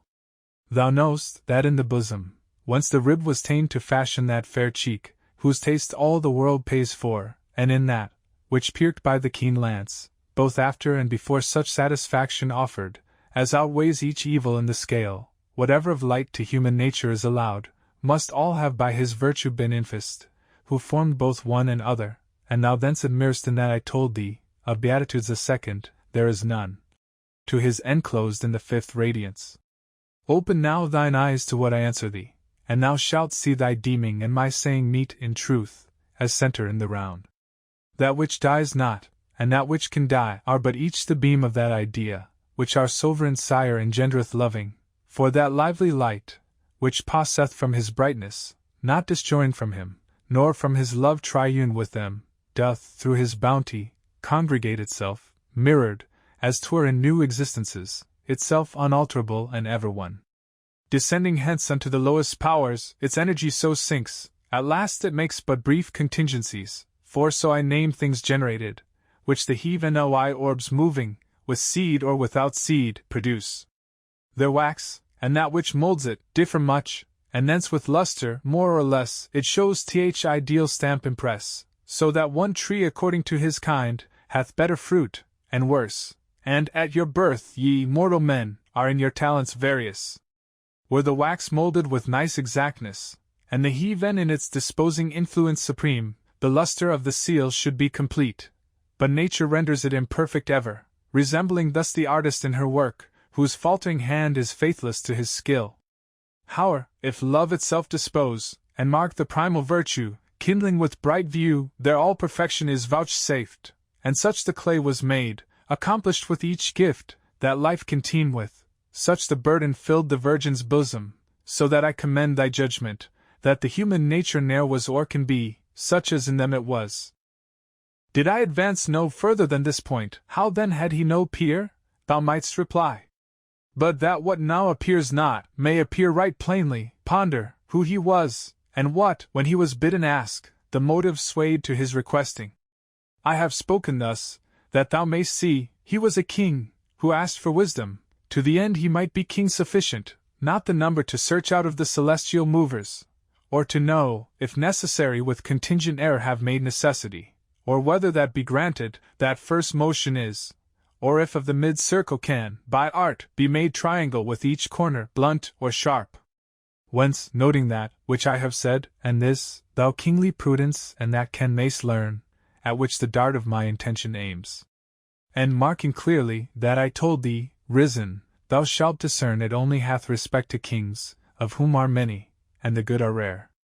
With this distinction take my words, and they may well consist with that which thou of the first human Father dost believe, and of our well-beloved. And let this henceforth be led unto thy feet, to make thee slow in motion, as a weary man, both to the yea and to the nay thou sayest not. For he among the fools is down full low, whose affirmation, or denial, is without distinction, in each case alike, since it befalls, that in most instances current opinion leads to false, and then affection bends the judgment to her ply. Much more than vainly doth he lose from shore, since he returns not such as he set forth, who fishes for the truth and wanteth skill. And open proofs of this unto the world have been afforded in Parmenides, Melissus, Bryso, and the crowd beside, who journeyed on, and knew not whither, so did Sibelius, Arius, and the other fools, who, like Tisimiters, reflected back the scripture image by distortion marred. Let not the people be too swift to judge, as one who reckons on the blades in field, or ere the crop be ripe.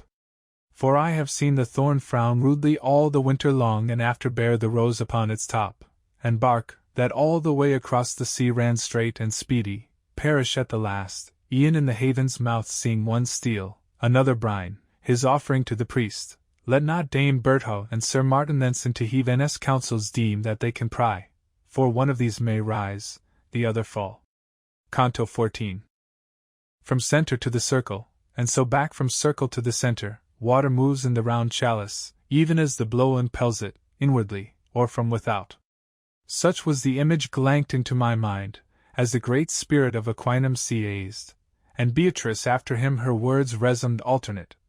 Need there is, though yet he tells it to you not in words, nor e'en in thought, that he should fathom to its depth another mystery. Tell him, if the light, wherewith your substance blooms, shall stay with you eternally, as now, and if it doth, how, when ye shall regain your visible forms, the sight may without harm endure the change, that also tell. As those, who in a ring tread the light measure, in their fitful mirth raise loud the voice, and spring with gladder bound, thus, at the hearing of that pious suit, the saintly circles in their tourneying and wandrouse note attested new delight. Whoso laments that we must doff this garb of frail mortality, thenceforth to live immortally above, he hath not seen the sweet refreshing of that heaven a wise shower. Him, who lives ever, and forever reigns in mystic union of the three in one, unbounded, bounding all, each spirit thrice sang, with such melody, as but to hear for highest merit were an ample meed. And from the lesser orb the goodliest light, with gentle voice and mild, such as perhaps the angels once to Mary, thus replied: Long as the joy of paradise shall last, our love shall shine around that raiment, bright, as fervent, as in vision blessed, and that as far in blessedness exceeding, as it hath grave beyond its virtue great. Our shape, regarment with glorious weeds of saintly flesh, must, being thus entire, show yet more gracious. Therefore shall increase, whatever of light, gratuitous, imparts the supreme good, light ministering aid, the better disclose his glory, whence the vision needs increasing, much increase the fervor, which it kindles, and that too the ray, that comes from it. But as the greed which gives out flame, yet its whiteness shines more lively than that, and so preserves its proper semblance. Thus this circling sphere of splendor shall to view less radiant seem than shall our fleshly robe, which yonder earth now covers. Nor will such excess of light o'erpower us, in corporeal organs made firm, and susceptible of all delight. So ready and so cordial an Amen followed from either choir, as plainly spoke desire of their dead bodies, yet perchance not for themselves, but for their kindred dear, mothers and sires, and those whom best they loved, ere they were made imperishable flame. And lo! Forthwith there rose up round about a lustre over that already there, of equal clearness, like the brightening up of the horizon.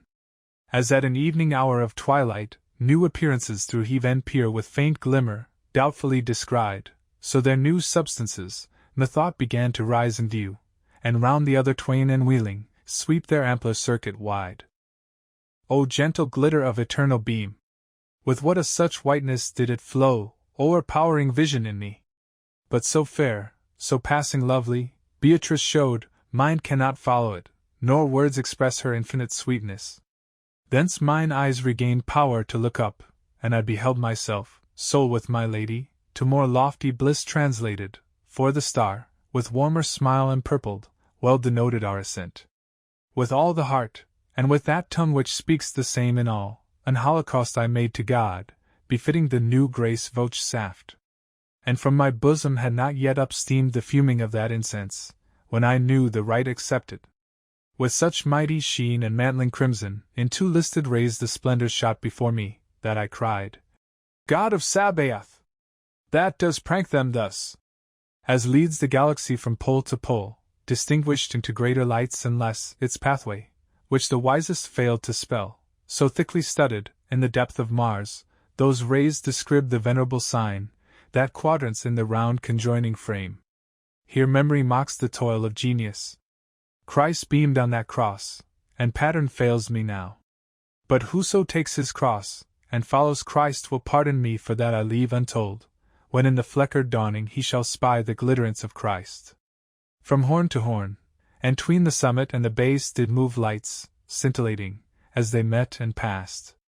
Thus oft are seen, with ever-changeful glance, straight or athwart, now rapid and now slow, the atomies of bodies, long or short, to move along the sunbeam, whose slant line checkers the shadow, interposed by art against the noontide heat.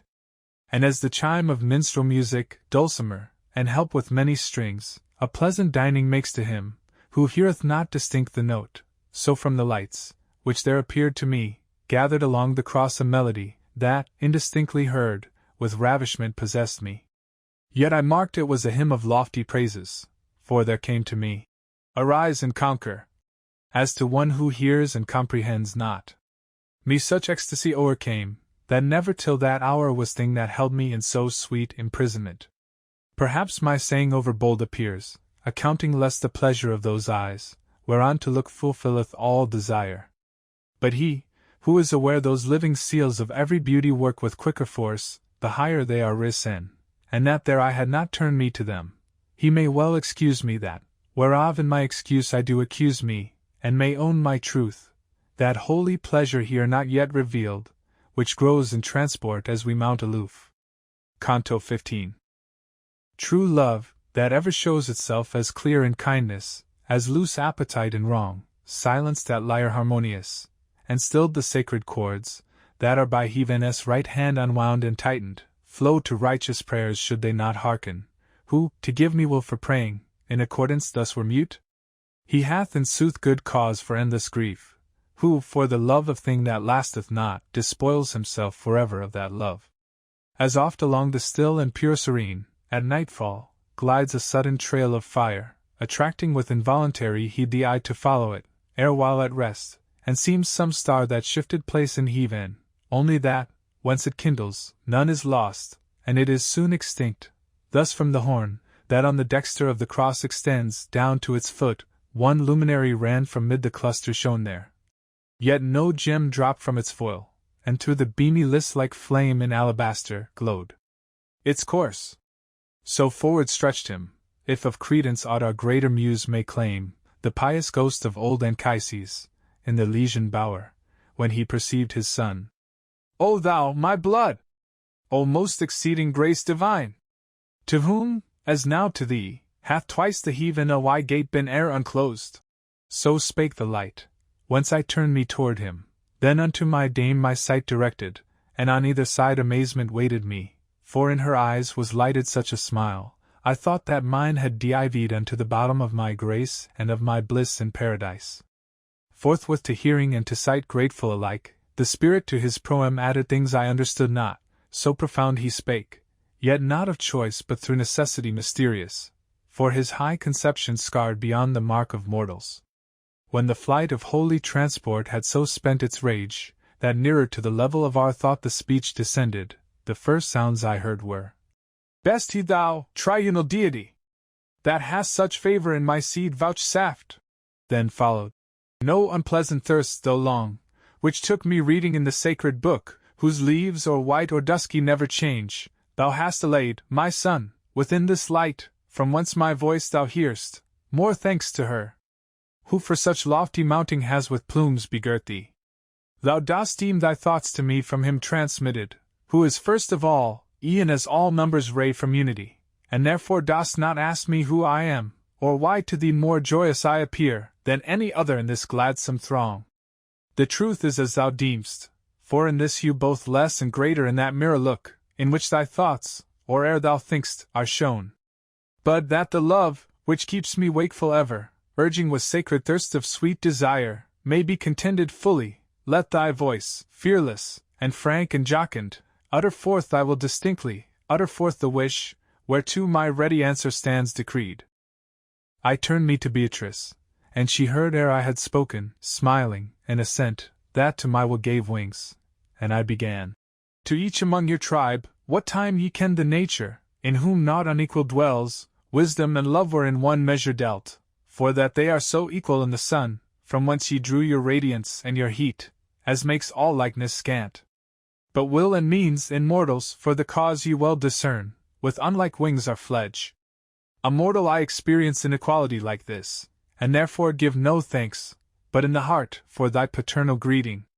This hour I pray thee, living topaz, that ingems this precious jewel, let me hear thy name.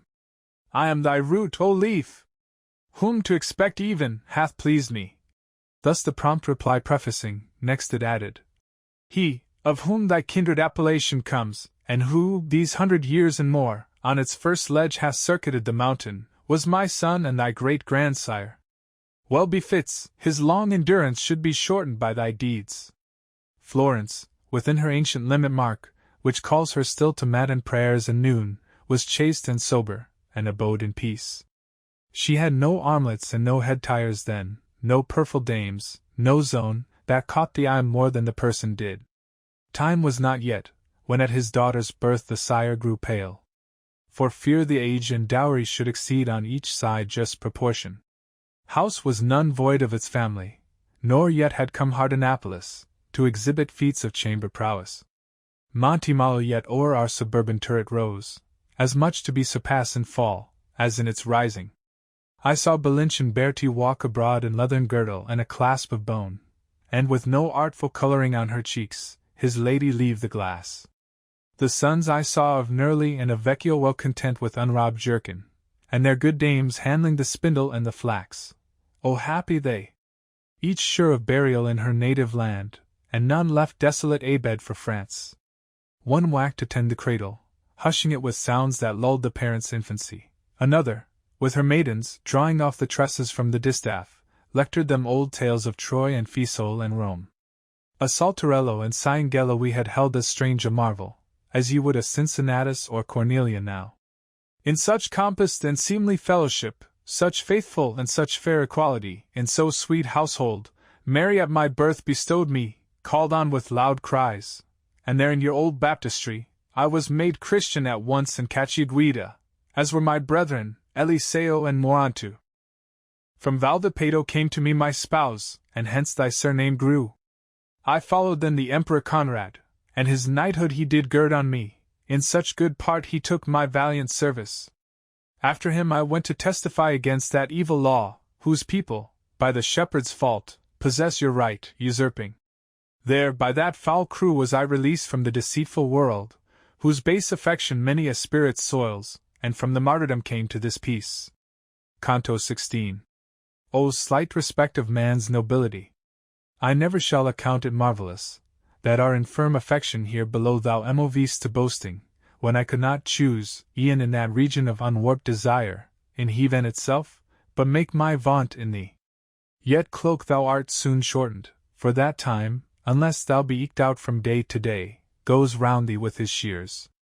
Resuming then with greeting such, as Rome was first to bear, but since hath disaccustomed I began, and Beatrice, that a little space was severed, smiled reminding me of her, whose cough emboldened, as the story holds, to first offence the doubting Guinevere.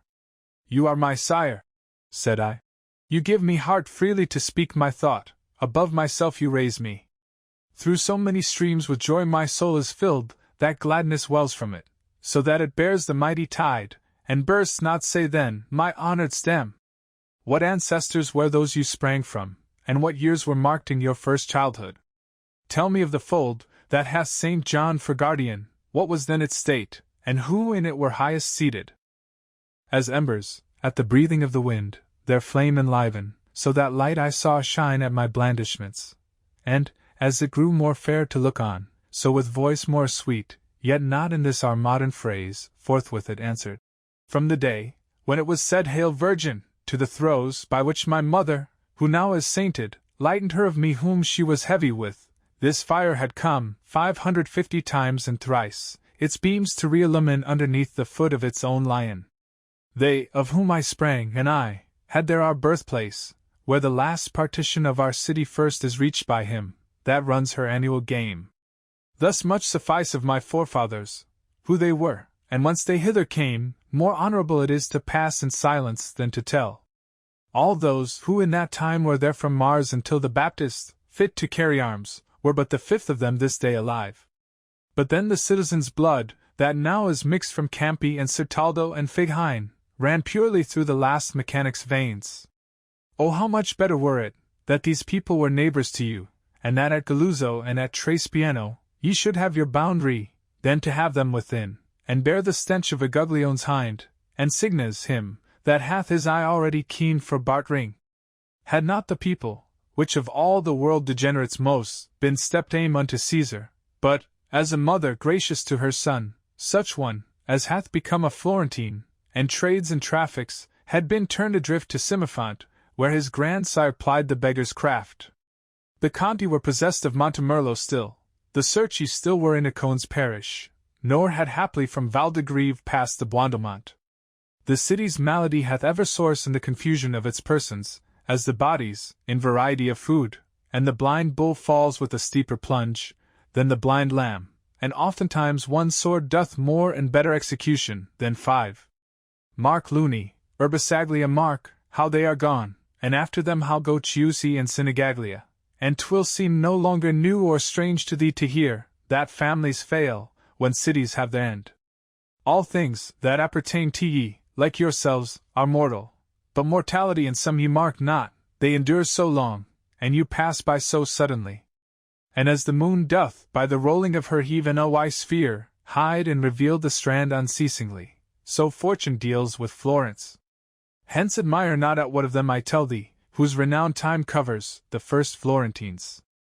I saw the Uggi, Catalini and Philippi, the Alberici, Grisi and Ormani, now in their wane, illustrious citizens, and great as ancient, of Sinelahim, with him of Arcus saw, and Soldinieri and Ardinghi, and Bastici.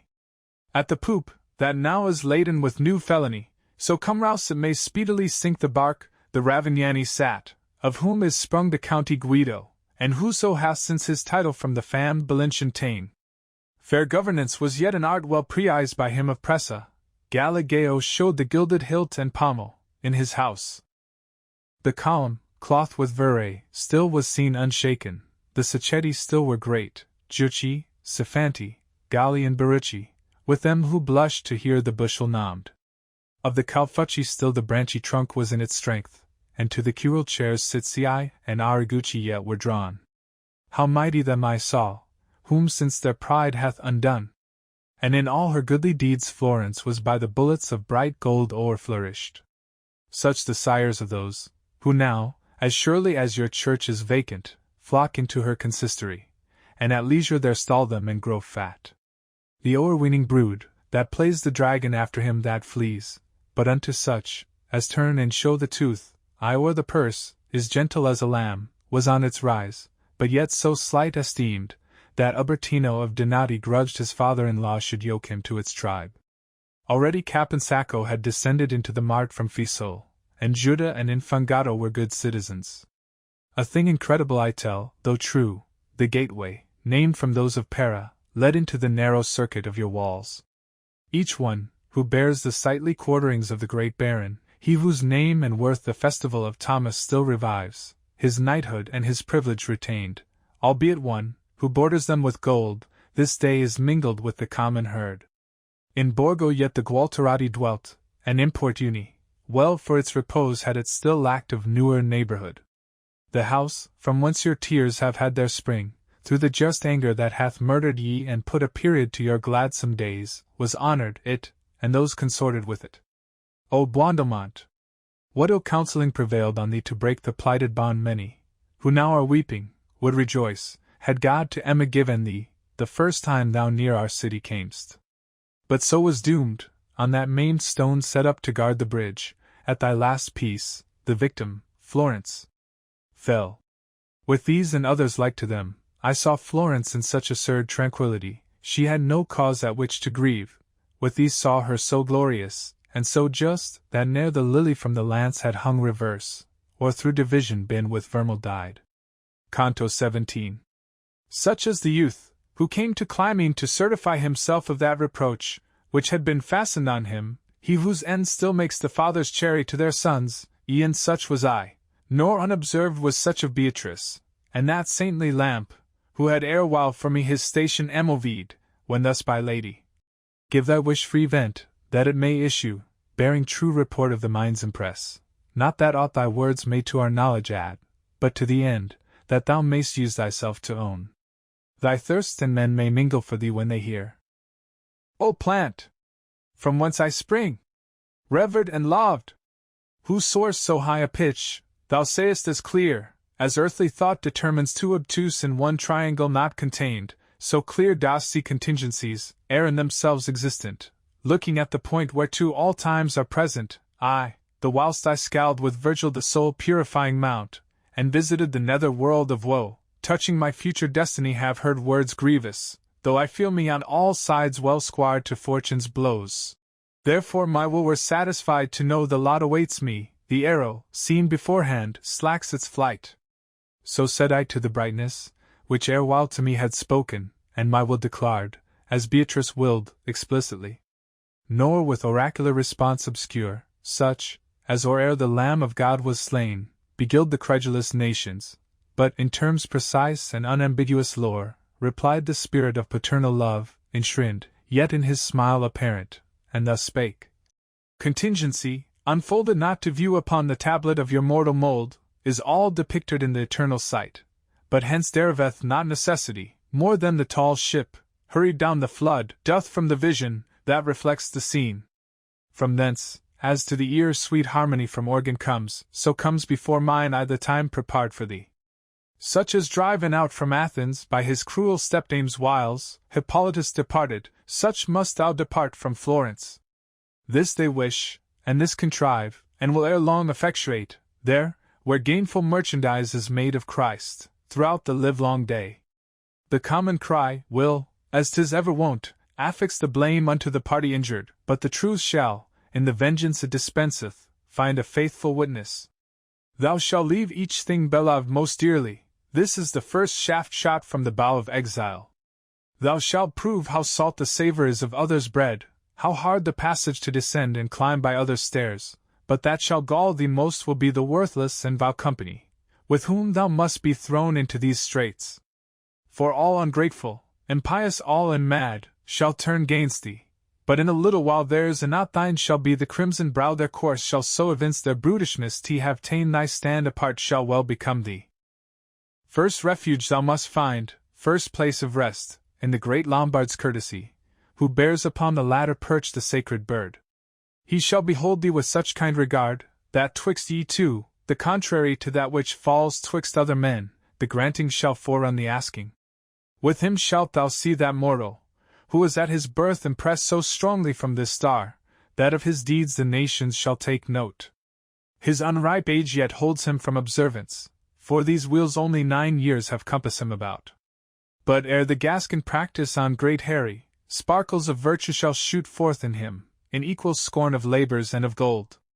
His bounty shall be spread abroad so widely, as not to let the tongues e'en of his foes be idle in its praise. Look thou to him and his beneficence, for he shall cause reversal of their lot to many people, rich men and beggars interchanging fortunes. And thou shalt bear this written in thy soul of him, but tell it not. And things he told incredible to those who witnessed them, then added, So interpret thou, my son, what hath been told thee. Lo! The ambushment that a few circling seasons hide for thee. Yet envy not thy neighbours, time extends thy span beyond their treason's chastisement.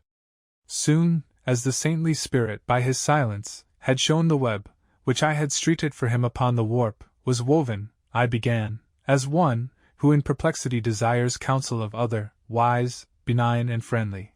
My father! Well I mark how time spurs on toward me, ready to inflict the blow, which falls most heavily on him, who most abandoned himself. Therefore 'tis good I should forecast, that driven from the place most dear to me, I may not lose myself all others by my song. Down through the world of infinite morning, and along the mount from whose fair height my lady's eyes did lift me, and after through this eve and from light to light, have I learnt that, which if I tell again, it may with many woefully disrelish, and if I am a timid friend to truth, I fear my life may perish among those, to whom these days shall be of ancient date. The brightness, where enclosed the treasure smiled, which I had found there, first shone glisteningly, like to a golden mirror in the sun, next answered, Conscience, dimmed or by its own or other's shame, will feel thy saying sharp. Thou, notwithstanding, all deceit removed, see the whole vision be made manifest. And let them wince who have their withers wrung. What though, when tasted first, thy voice shall prove unwelcome, on digestion it will turn to vital nourishment. The cry thou raisest, shall, as the wind doth smite the proudest summits, which is of honour no light argument, for this there only have been shown to thee, throughout these orbs, the mountain, and the deep, spirits, whom fame hath note of. For the mind of him, who hears, is loath to acquiesce and fix its faith, unless the instance brought be palpable, and proof apparent urge. Canto 18. Now in his word soul, ruminating, joyed that blessed spirit, and I fed on mine, tempting the sweet with bitter, she meanwhile, who led me unto God, admonished. Muse on other thoughts, bethink thee, that near him I dwell, who recompenseth every wrong. At the sweet sounds of comfort straight I turned, and in the saintly eyes what love was seen, I leave in silence here, nor through distrust of my words only, but that to such bliss the mind remounts not without aid. Thus much yet may I speak, that, as I gazed on her, affection found no room for other wish. While the everlasting pleasure, that did full on Beatrice shine, with second view from her fair countenance my gladdened soul contented, vanquishing me with a beam of her soft smile, she spake. Turn thee, and list. These eyes are not thy only paradise. As here we sometimes in the looks may see affection marked, when that its sway hath ta'en the spirit wholly, thus the hallowed light, to whom I turned, flashing, bewrayed its will to talk yet further with me, and began. On this fifth lodgment of the tree, whose life is from its top, whose fruit is ever fair and leaf unwithering, blessed spirits abide, that were below, ere they arrived in heaven, so mighty in renown, as every muse might grace her triumph with them. On the horns look therefore of the cross, he, whom I name, shall there enact, as doth in summer cloud its nimble fire. Along the cross I saw, at the repeated name of Joshua, a splendor gliding, nor the word was said, ere it was done. Then, at the naming saw of the great Maccabee, another move with whirling speed, and gladness was the scourge unto that top. The next for Charlemagne and for the pure Orlando, two my gaze pursued, intently, as the eye pursues a falcon flying. Last, along the cross, William, and Renard, and Duke Godfrey drew my ken, and Robert Guiscard. And the soul, who spake with me among the other lights, did move away, and mix, and with the choir of heave and ly songsters probed his tuneful skill. To Beatrice on my right bent, looking for intimation or by word or act, what next behoved, and did descry such mere effulgence in her eyes, such joy, it passed all former wont. And, as by sense of new delight the man, who perseveres in good deeds doth perceive from day to day his virtue growing, I e'en thus perceived of my ascent, together with the heave and the circuit widened, noting the increase of beauty in that wonder. Like the change in a brief moment on some maiden's cheek, which from its fairness doth discharge the weight of pudency, that stained it, such in her, and to mine eyes so sudden was the change, through silvery whiteness of that temperate star, whose sixth orb now enfolded us. I saw, within that jovial cresset, the clear sparks of love, that reigned there, fashioned to my view our language. And as birds, from river banks arisen, now in round, now lengthened troop, array them in their flight, greeting, as seems, their new-found pastures, so, within the lights, the saintly creatures flying, sang, and made now D, now I, now L, figured ith air. First, singing, to their notes they moved, then one becoming of these signs, a little while did rest them, and were mute. O nymph divine of Pegasion race! Whose souls, which thou insperst, makes glorious and long-lived, as they cities and realms by thee. Thou with thyself inform me, that I may set forth the shapes, as fancy doth present them. Be thy power displayed in this brief song. The characters, vocal and consonant, were fivefold 7. In order each, as they appeared I marked. Diligite justitium, the first, both verb and noun all blazoned, and the extreme conjudicatus term. In the M, of the fifth word they held their station, making the star seem silver-streaked with gold. And on the summit of the M, I saw descending other lights, that rested there, singing, methinks, their bliss and primal good. Then, as at shaking of a lighted brand, sparkles innumerable on all sides rise scattered, source of augury to th unwise. Thus more than 1,000 twinkling lustres hence seemed reascending, and a higher pitch some mounting, and some less, e'en as the sun, which kindleth them, decreed. And when each one had settled in his place, the head and neck then saw I of an eagle, lively grabbed in that streaky fire. Who painteth there, hath none to guide him, of himself he guides, and every line and texture of the nest doth own from him the virtue, fashions it. The other bright beatitude, that seemed erewhile, with lilied crowning, well content to overcanopy the moved forth, following gently the impress of the bird. Sweet star! What glorious and thick-studded gems declare to me our justice on the earth to be the effluence of that heaven, which thou, thyself a costly jewel, dost inlay. Therefore I pray the sovereign mind, from whom thy motion and thy virtue are begun, that he would look from whence the fog doth rise, to vitiate thy beam, so that once more he may put forth his hand gainst such, as drive their traffic in that sanctuary, whose walls with miracles and martyrdoms were built. Ye host of heaven! Whose glory I survey! O beg ye grace for those, that are on earth all after ill example gone astray. War once had for its instrument the sword, but now 'tis made, taking the bread away which the good Father locks from none. And thou, that writes but to cancel, think, that they, who for the vineyard, which thou wastest, died, Peter and Paul live yet, and mark thy doings. Thou hast good cause to cry. My heart so cleaves to him, that lived in solitude remote, and from the wilds was dragged to martyrdom, I wist not of the fisherman nor Paul. Canto 19. Before my sight appeared, with open wings, the beauteous image, in fruition sweet gladdening the thronged spirits. Each did seem a little ruby, whereon so intense the sunbeam glowed that to mine eyes it came in clear refraction. And that, which next befalls me to portray, voice hath not uttered, nor hath ink written, nor in fantasy was e'er conceived. For I beheld and heard the beat discourse, and what intention formed of many, singly as of one express, beginning. For that I was just and piteous, I am exalted to this height of glory, the which no wish exceeds, and there on earth have I my memory left, e'en by the bad commended, while they leave its course untrod. Thus is one heat from many embers felt, as in that image many were the loves, and one the voice, that issued from them all. whence I address them. O perennial flowers of gladness everlasting, that exhale in single breath your odors manifold, breathe now, and let the hunger be appeased, that with great craving long hath held my soul, finding no food on earth. This well I know, that if there be in heaven a realm, that shows in faithful mirror the celestial justice, yours without veil reflects it. Ye discern the heed, wherewith I do prepare myself to hearken, ye the doubt that urges me with such inveterate craving. Straight I saw, like to a falcon issuing from the hood, that rears his head, and claps him with his wings, his beauty and his eagerness bewraying. So saw I move that stately sign, with praise of grace divine inwoven and high song of inexpressive joy. He, it began, who turned his compass on the world's extreme, and in that space so variously hath wrought, both openly, and in secret, in such wise could not through all the universe display impression of his glory, that the word of his omniscience should not still remain in infinite excess. In proof whereof, he first through pride supplanted, who was some of each created being, waited not for light celestial, and abortive fell.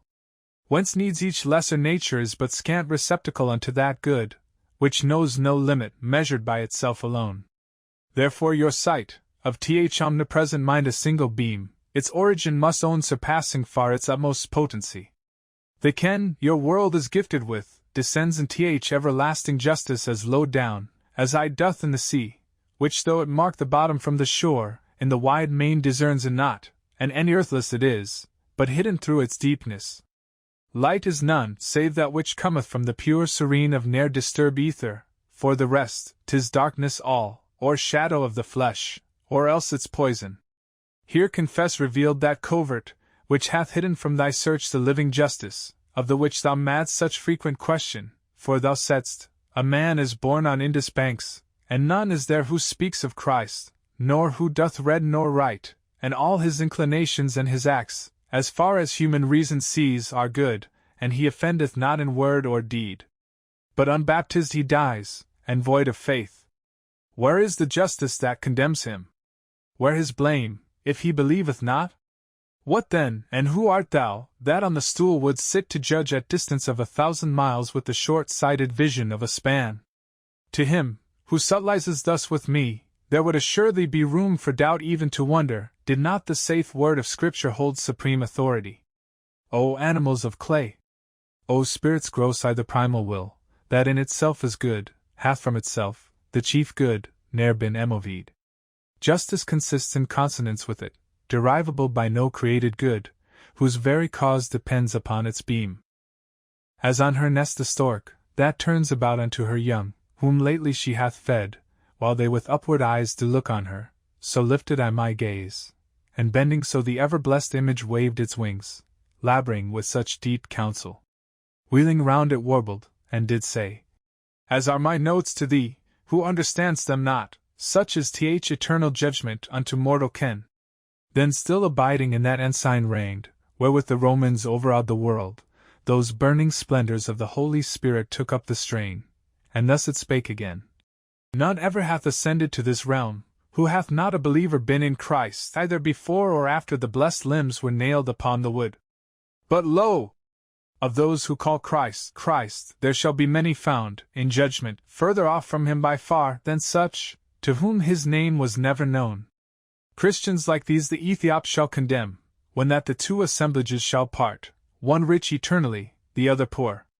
What may the Persians say unto your kings, when they shall see that volume, in the which all their dispraise is written, spread to view? There amidst Albert's works shall that be read, which will give speedy motion to the pen, when Prague shall mourn her desolated realm.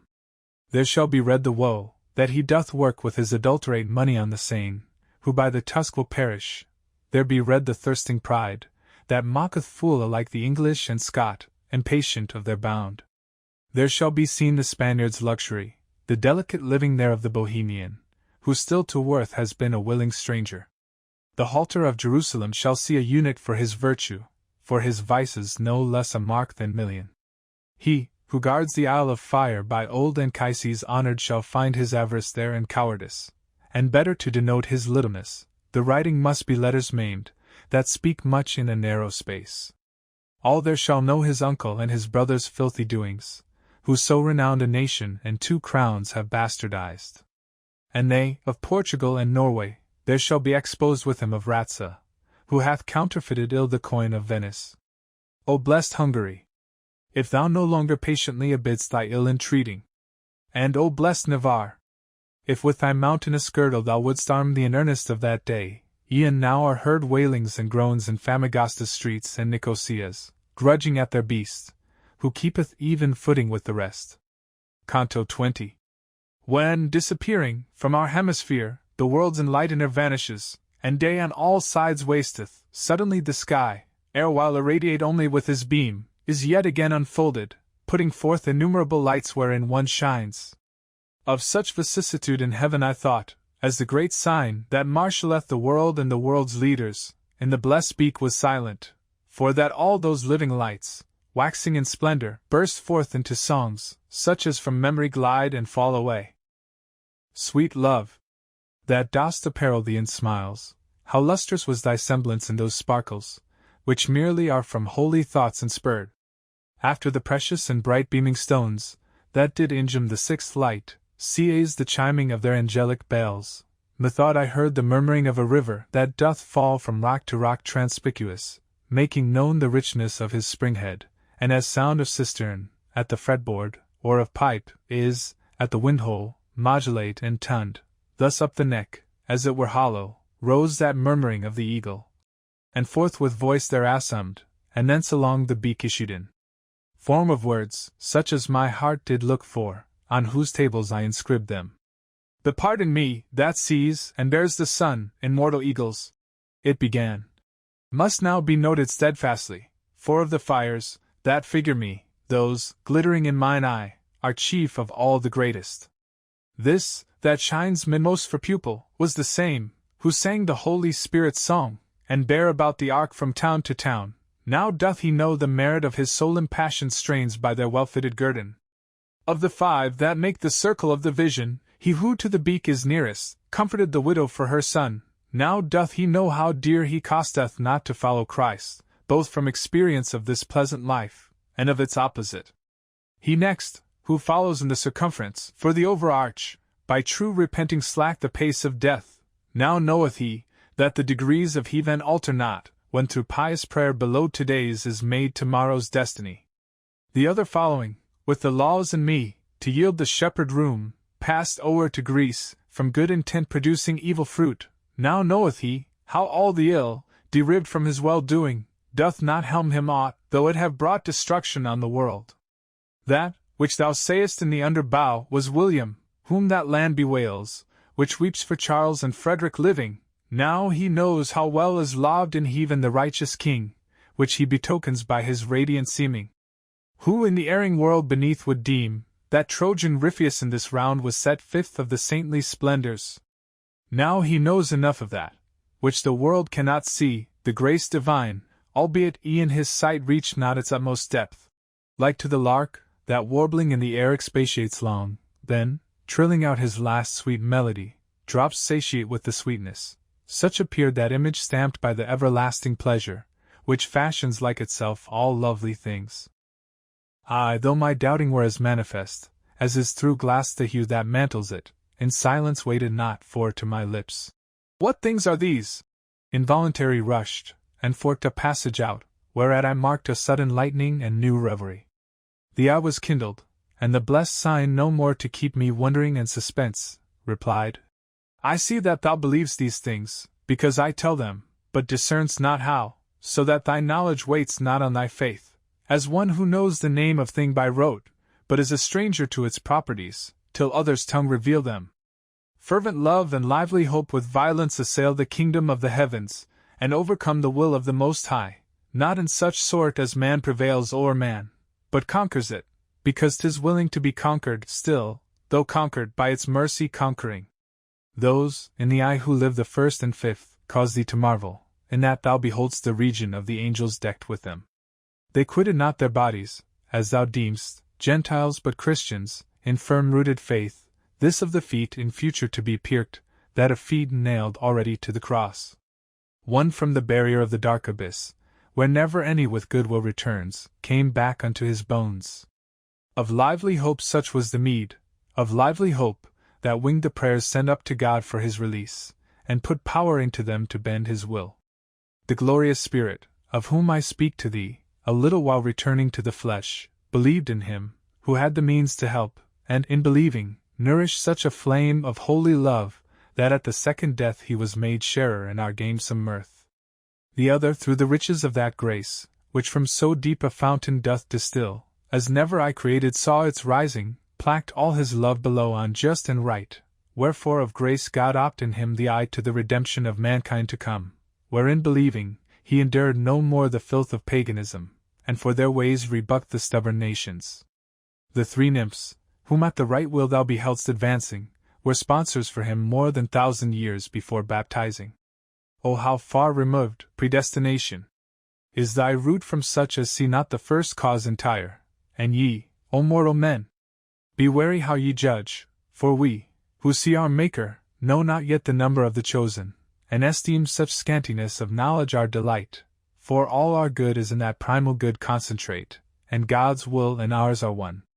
So, by that form divine, was given to me sweet medicine to clear and strengthen sight, and, as one handling skillfully the harp, attendant on some skillful songster's voice bids the chords vibrate, and therein the song acquires more pleasure, so, the whilst it spake, it doth remember me, that I beheld the pair of blessed luminaries move.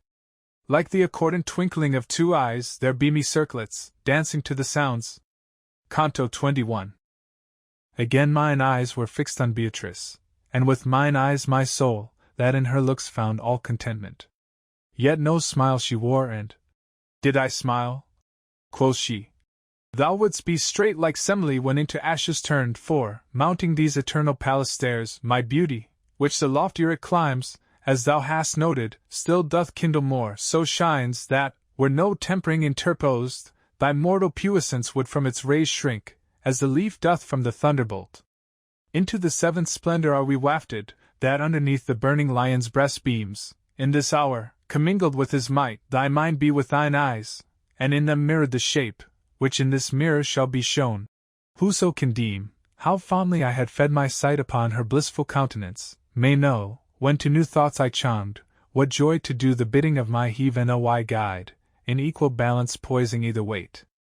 Within the crystal, which records the name, as its remoter circle girds the world, of that loved monarch, in whose happy reign no ill had power to harm, I saw reared up, in colour like to sun-illumined gold, a ladder, which my kin pursued in vain, so lofty was the summit, down whose steps I saw the splendours in such multitude descending, every light in heaven, methought, was shed thence. As the rooks, at dawn of day bestirring them to dry their feathers chill, some speed their way afield, and homeward some, returning, cross their flight, while some abide and wheel around their airy lodge, so seemed that glitterance, wafted on alternate wing, as upon certain stair it met, and clashed its shining. And one lingering near us, waxed so bright, that in my thought said, the love, which this betokens me, admits no doubt. Unwillingly from question I refrain, to her, by whom my silence and my speech are ordered, looking for a sign, when she, who in the sight of him, that seeth all, saw wherefore I was silent, prompted me to indulge the fervent wish, and I began. I am not worthy, of my own desert, that thou shouldst answer me, but for her sake, who hath vouchsafed my asking, Spirit blessed, that in thy joy art shrouded. Say the cause, which bringeth thee so near, and wherefore, say, doth the sweet symphony of paradise keep silence here, pervading with such sounds of rapt devotion every lower sphere? Mortal art thou in hearing as in sight, was the reply. And what forbade the smile of Beatrice interrupts our song. Only to yield the gladness of my voice, and of the light that vests me, I thus far descend these hallowed steps, not that more love invites me, for lo! There aloft, as much or more of love is witnessed in those flames, but such my lot by charity assigned, that makes us ready servants, as thou sayest, to execute the counsel of the highest. That in this court, said I, O sacred lamp!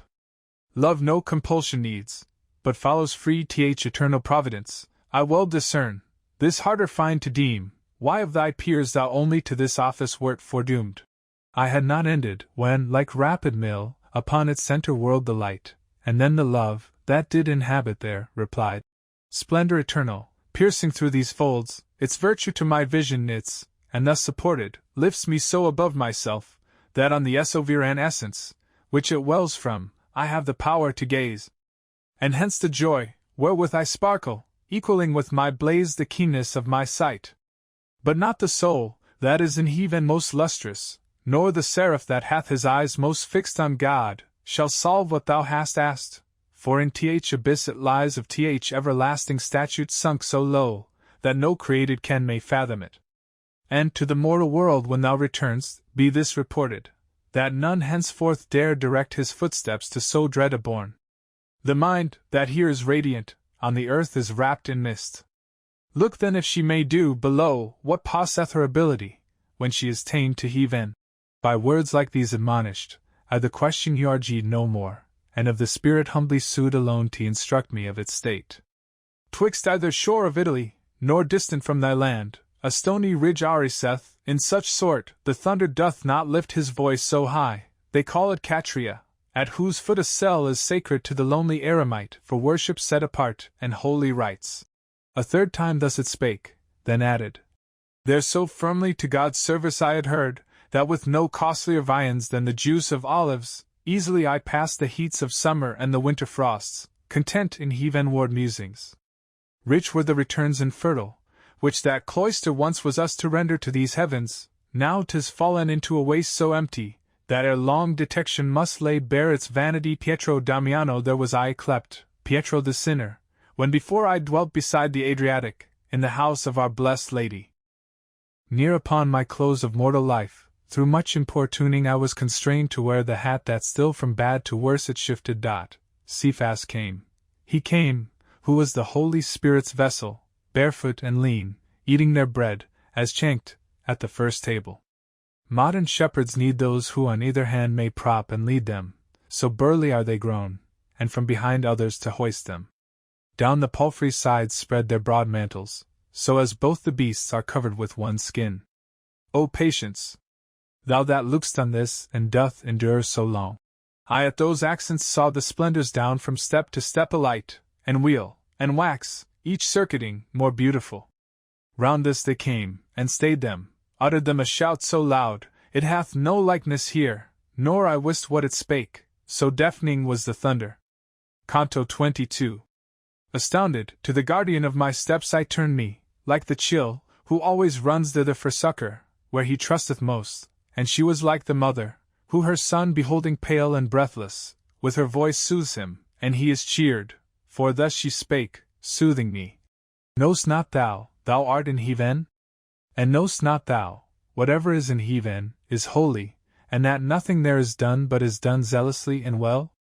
Deem now, what change in thee the song, and what my smile had wrought, since thus the shout had power to move thee. In which couldst thou have understood their prayers, the vengeance were already known to thee, which thou must witness ere thy mortal hour. The sword of heaven is not in haste to smite, nor yet doth linger, save unto his seeming, who in desire or fear doth look for it. But elsewhere now I'll bid thee turn thy view, so shalt thou many a famous spirit behold. Mine eyes directing, as she willed, I saw 100 little spheres, that fairer grew by interchange of splendor. I remained, as one, who fearful of o'ermuch presuming, abates in him the keenness of desire, nor dares to question, when amid those pearls, one largest and most lustrous onward drew, that it might yield contentment to my wish, and from within it these the sounds I heard. If thou, like me, beheld'st the charity that burns amongst us, what thy mind conceives, were uttered. But that, ere the lofty bound thou reach, expectance may not weary thee, I will make answer even to the thought, which thou hast such respect of. In old days that mountain, at whose side Cassino rests, was on its height frequented by a race deceived and ill-disposed, and I it was, who thither carried first the name of him, who brought the soul-subliming truth to man. And such a speeding grace shone over me, that from their impious worship I reclaimed the dwellers round about, who with the world were in delusion lost. These other flames, the spirits of men contemplative, were all enlivened by that warmth, whose kindly force gives birth to flowers and fruits of holiness.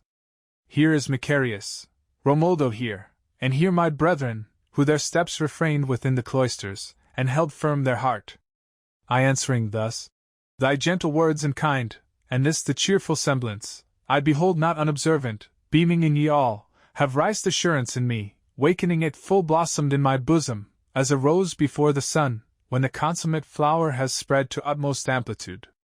Of thee therefore entreat I, Father, to declare if I may gain such favor, as to gaze upon thine image, by no covering veiled. Brother, he thus rejoined, in the last sphere expect completion of thy lofty aim, for there on each desire completion waits, and there on mine, where every aim is found perfect, entire, and for fulfillment ripe. There all things are as they have ever been, for space is none to bound, nor pole divides, our ladder reaches even to that clime, and so at giddy distance mocks thy view. Thither the patriarch Jacob saw it stretch its topmost round, when it appeared to him with angels laden. But to mount it now none lifts his foot from earth, and hence my rule is left a profitless stain upon the leaves, the walls, for abbey reared, turned into dens, the cowls to sacks choked up with musty meal. Foul usury doth not more lift itself against God's pleasure, than that fruit which makes the hearts of monks so wanton, for whatever is in the Church's keeping, all pertains to such as sue for heathen's sweet sake, and not to those who in respect of kindred claim, or on more vile allowance. Mortal flesh is grown so dainty, good beginnings last not from the oak's birth, unto the acorn's setting. His convent Peter founded without gold or silver, I with prayers and fasting mine, and Francis his in meek humility. And if thou note the point whence each proceeds, then look what it hath erred to, thou shalt find the white grown murky. Jordan was turned back, and a less wonder than the refluent sea may at God's pleasure work amendment here. So saying, to his assembly back he drew, and they together clustered into one, then all rolled upward like an eddying wind. The sweet dame beckoned me to follow them, and by that influence only, so prevailed over my nature that no natural motion, ascending or descending here below, had, as I mounted, with my pen envied. So, reader, as my hope is to return unto the holy triumph, for the which I ofttimes wail my sins, and smite my breast, thou hadst been longer drawing out and thrusting thy finger in the fire, than I was, ere the sign, that followeth Taurus, I beheld, and entered its precinct. O glorious stars! O light impregnate with exceeding virtue! To whom whatever of genius lifteth me above the vulgar, grateful I refer, with ye the parent of all mortal life arose and set, when I did first inhale the Tuscan air, and afterward, when grace vouchsafed me entrance to the lofty will that in its orb impels ye, fate decreed my passage at your clime. To you my soul devoutly sighs, for virtue even now to meet the hard emprise that draws me on. Thou art so near the sum of blessedness, said Beatrice, that behooves thy ken be vigilant and clear. And to this end, or even thou advance thee further, hence look downward, and contemplate, what a world already stretched under our feet there lies, so as thy heart may, in its blithest mood, present itself to the triumphal throng, which through the ethereal concave comes rejoicing. I straight obeyed, and with mine I returned through all the 7 spheres, and saw this globe so pitiful of semblance, that perforce it moved my smiles, and him in truth I hold for wisest, who esteems it least, whose thoughts elsewhere are fixed, him worthiest call and best. I saw the daughter of Latona shine without the shadow, whereof late I deemed that dense and rare were cause. Here I sustained the visage, Hyperion, of thy son, and marked, how near him with their circle, round moved Maia and Dion. Here discerned Jove's tempering twixt his sire and son, and hence their changes and their various aspects distinctly scanned. Nor might I not descry of all the 7, how bulky each, how swift, nor of their several distances not learn.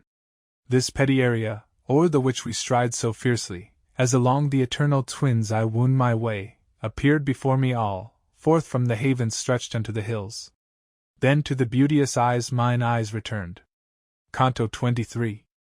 E'en as the bird, who midst the leafy bower has, in her nest, sat darkling through the night, with her sweet brood, impatient to descry their wished looks, and to bring home their food, in the fond quest unconscious of her toil, she, of the time prevenient, on the spray, that overhangs their couch, with wakeful gaze expects the sun, nor ever, till the dawn removeth from the east her eager ken, so stood the dame erect, and bent her glance wistfully on that region, where the sun abiteth most his speed, that, seeing her suspense and wandering, I became as one, in whom desire is wakened, and the hope of somewhat new to come fills with delight. Short space ensued. I was not held, I say, long in expectance, when I saw the heaven wax more and more resplendent, and, behold, cried Beatrice, the triumphal hosts of Christ, and all the harvests reaped at length of thy ascending up these spheres. Meseemed that, while she spake her image all did burn, and in her eyes such fullness was of joy, and I am fain to pass unconsidered by. As in the calm full moon, when Trivia smiles, in peerless beauty, mid th eternal Nimbus, that paint through all its gulfs the blue profound in bright preeminence, so saw I there, o'er million lamps a sun, from whom all drew their radiance as from ours the starry train, and through the living light so lustrous glowed the substance, that my ken endured it not. O Beatrice! Sweet and precious guide, who cheered me with her comfortable words. Against the virtue, that o'erpowereth thee, avails not to resist. Here is the might, and here the wisdom, which did open lay the path, that had been yearned for so long, betwixt the heaven and earth, like to the fire that, in a cloud imprisoned doth break out expansive, so that from its womb enlarged, it falleth against nature to the ground. Thus in that heaven wide banqueting my soul outgrew herself, and, in the transport lost, holds now remembrance none of what she was. Ope thou thine eyes, and mark me, thou hast seen things, that empower thee to sustain my smile. I was as one, when a forgotten dream doth come across him, and he strives in vain to shape it in his fantasy again, when as that gracious boon was proffered me, which never may be cancelled from the book, wherein the past is written. Now were all those tongues to sound, that have on sweetest milk of Polyhymnia and her sisters fed and fattened, not with all their help to boot, unto the thousandth parcel of the truth, my song might shadow forth that saintly smile, flow merely in her saintly looks it wrought. And with such figuring of paradise the sacred strain must leap, like one that meets a sudden interruption to his road. But he, who thinks how ponderous the theme, and that 'tis lain upon a mortal shoulder, may pardon, if it tremble with the burden. The track our venturous keel must furrow, brooks no unribbed pinnace, no self-sparing pilot. Why doth my face, said Beatrice, thus enamour thee, as that thou dost not turn unto the beautiful garden, blossoming beneath the rays of Christ? Here is the rose, wherein the Word divine was made incarnate, and here the lilies, by whose odour known the way of life was followed. Prompt I heard her bidding, and encounter once again the strife of aching vision. As erewhile, through glance of sunlight streamed through broken cloud, mine eyes a flower besprinkled mead have seen, though veiled themselves in shade, so saw I their legions of splendors, on whom burning rays shed lightnings from above, yet saw I not the fountain whence they flowed. O gracious virtue! Thou, whose broad stamp is on them, higher up thou didst exalt thy glory to give room to my o'erlabored sight, when at the name of that fair flower, whom duly I invoke both morn and eve, my soul, with all her might collected, on the goodliest ardor fixed. And, as the bright dimensions of the star in heaven excelling, as once here on earth were, in my eyeballs lively portrayed, lo! From within the sky a cresset fell, circling in fashion of a diadem, and girt the star, and ho veering round it wheeled. Whatever melody sounds sweetest here, and draws the spirit most unto itself, might seem a rent cloud when it grates the thunder, compared unto the sounding of that lyre, wherewith the goodliest sapphire, that inlays the floor of heaven, was crowned. Angelic love I am, who thus with ho veering flight and will the lofty rapture from that womb inspurred, where our desire did dwell, and round thee so, Lady of heaven, will hover, long as thou thy son shalt follow, and diviner joy shall from thy presence gild the highest sphere. Such close was to the circling melody, and, as it ended, all the other lights took up the strain, and echoed Mary's name. The robe, that with its regal folds enwraps the world, and with the nearer breath of God doth burn and quiver, held so far returred its inner hem and skirting over us, that yet no glimmer of its majesty had streamed unto me, therefore were mine eyes unequal to pursue the crowned flame, that rose and sought its natal seat of fire, and like to babe, that stretches forth its arms for very eagerness towards the breast. After the milk is taken, so outstretch their wavy summits all the fervent band. Through zealous love to Mary, then in view there halted, and Regina Caeli sang so sweetly, the delight hath left me never. Oh, what o'erflowing plenty is upfilled in those rich laden coffers, which below sowed the good seed, whose harvest now they keep.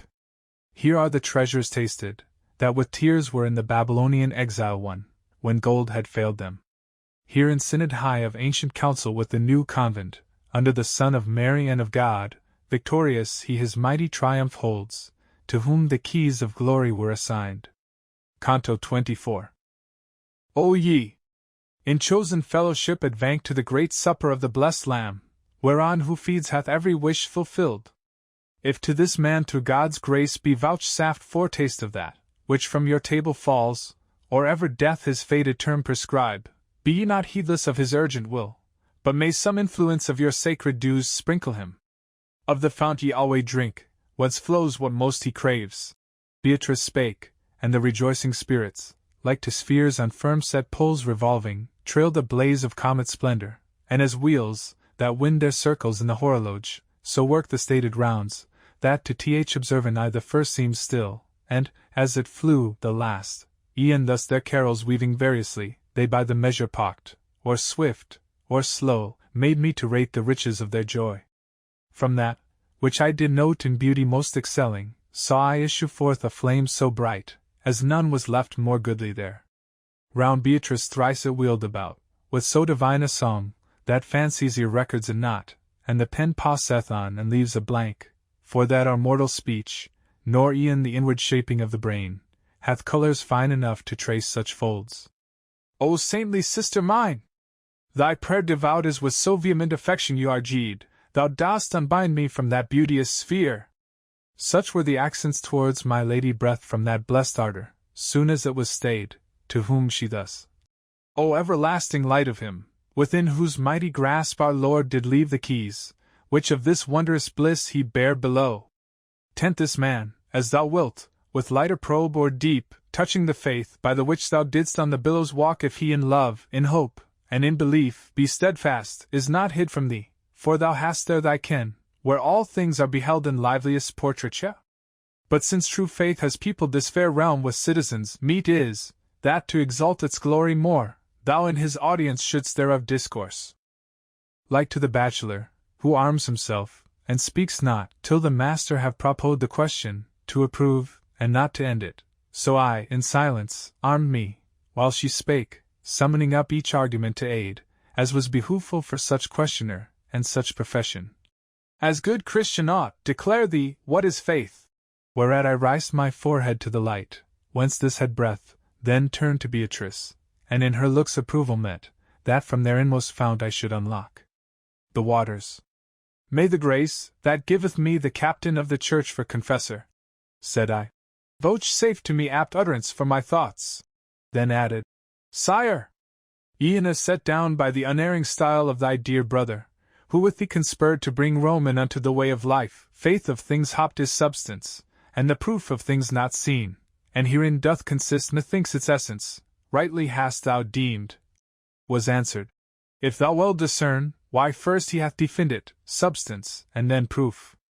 The deep things, I replied, which here I scan distinctly, are below from mortal eye so hidden, they have in belief alone their being, on which credence hope sublime is built, and therefore substance it intends. And inasmuch as we must needs infer from such belief our reasoning, all respect to other view excluded, hence of proof th intention is derived.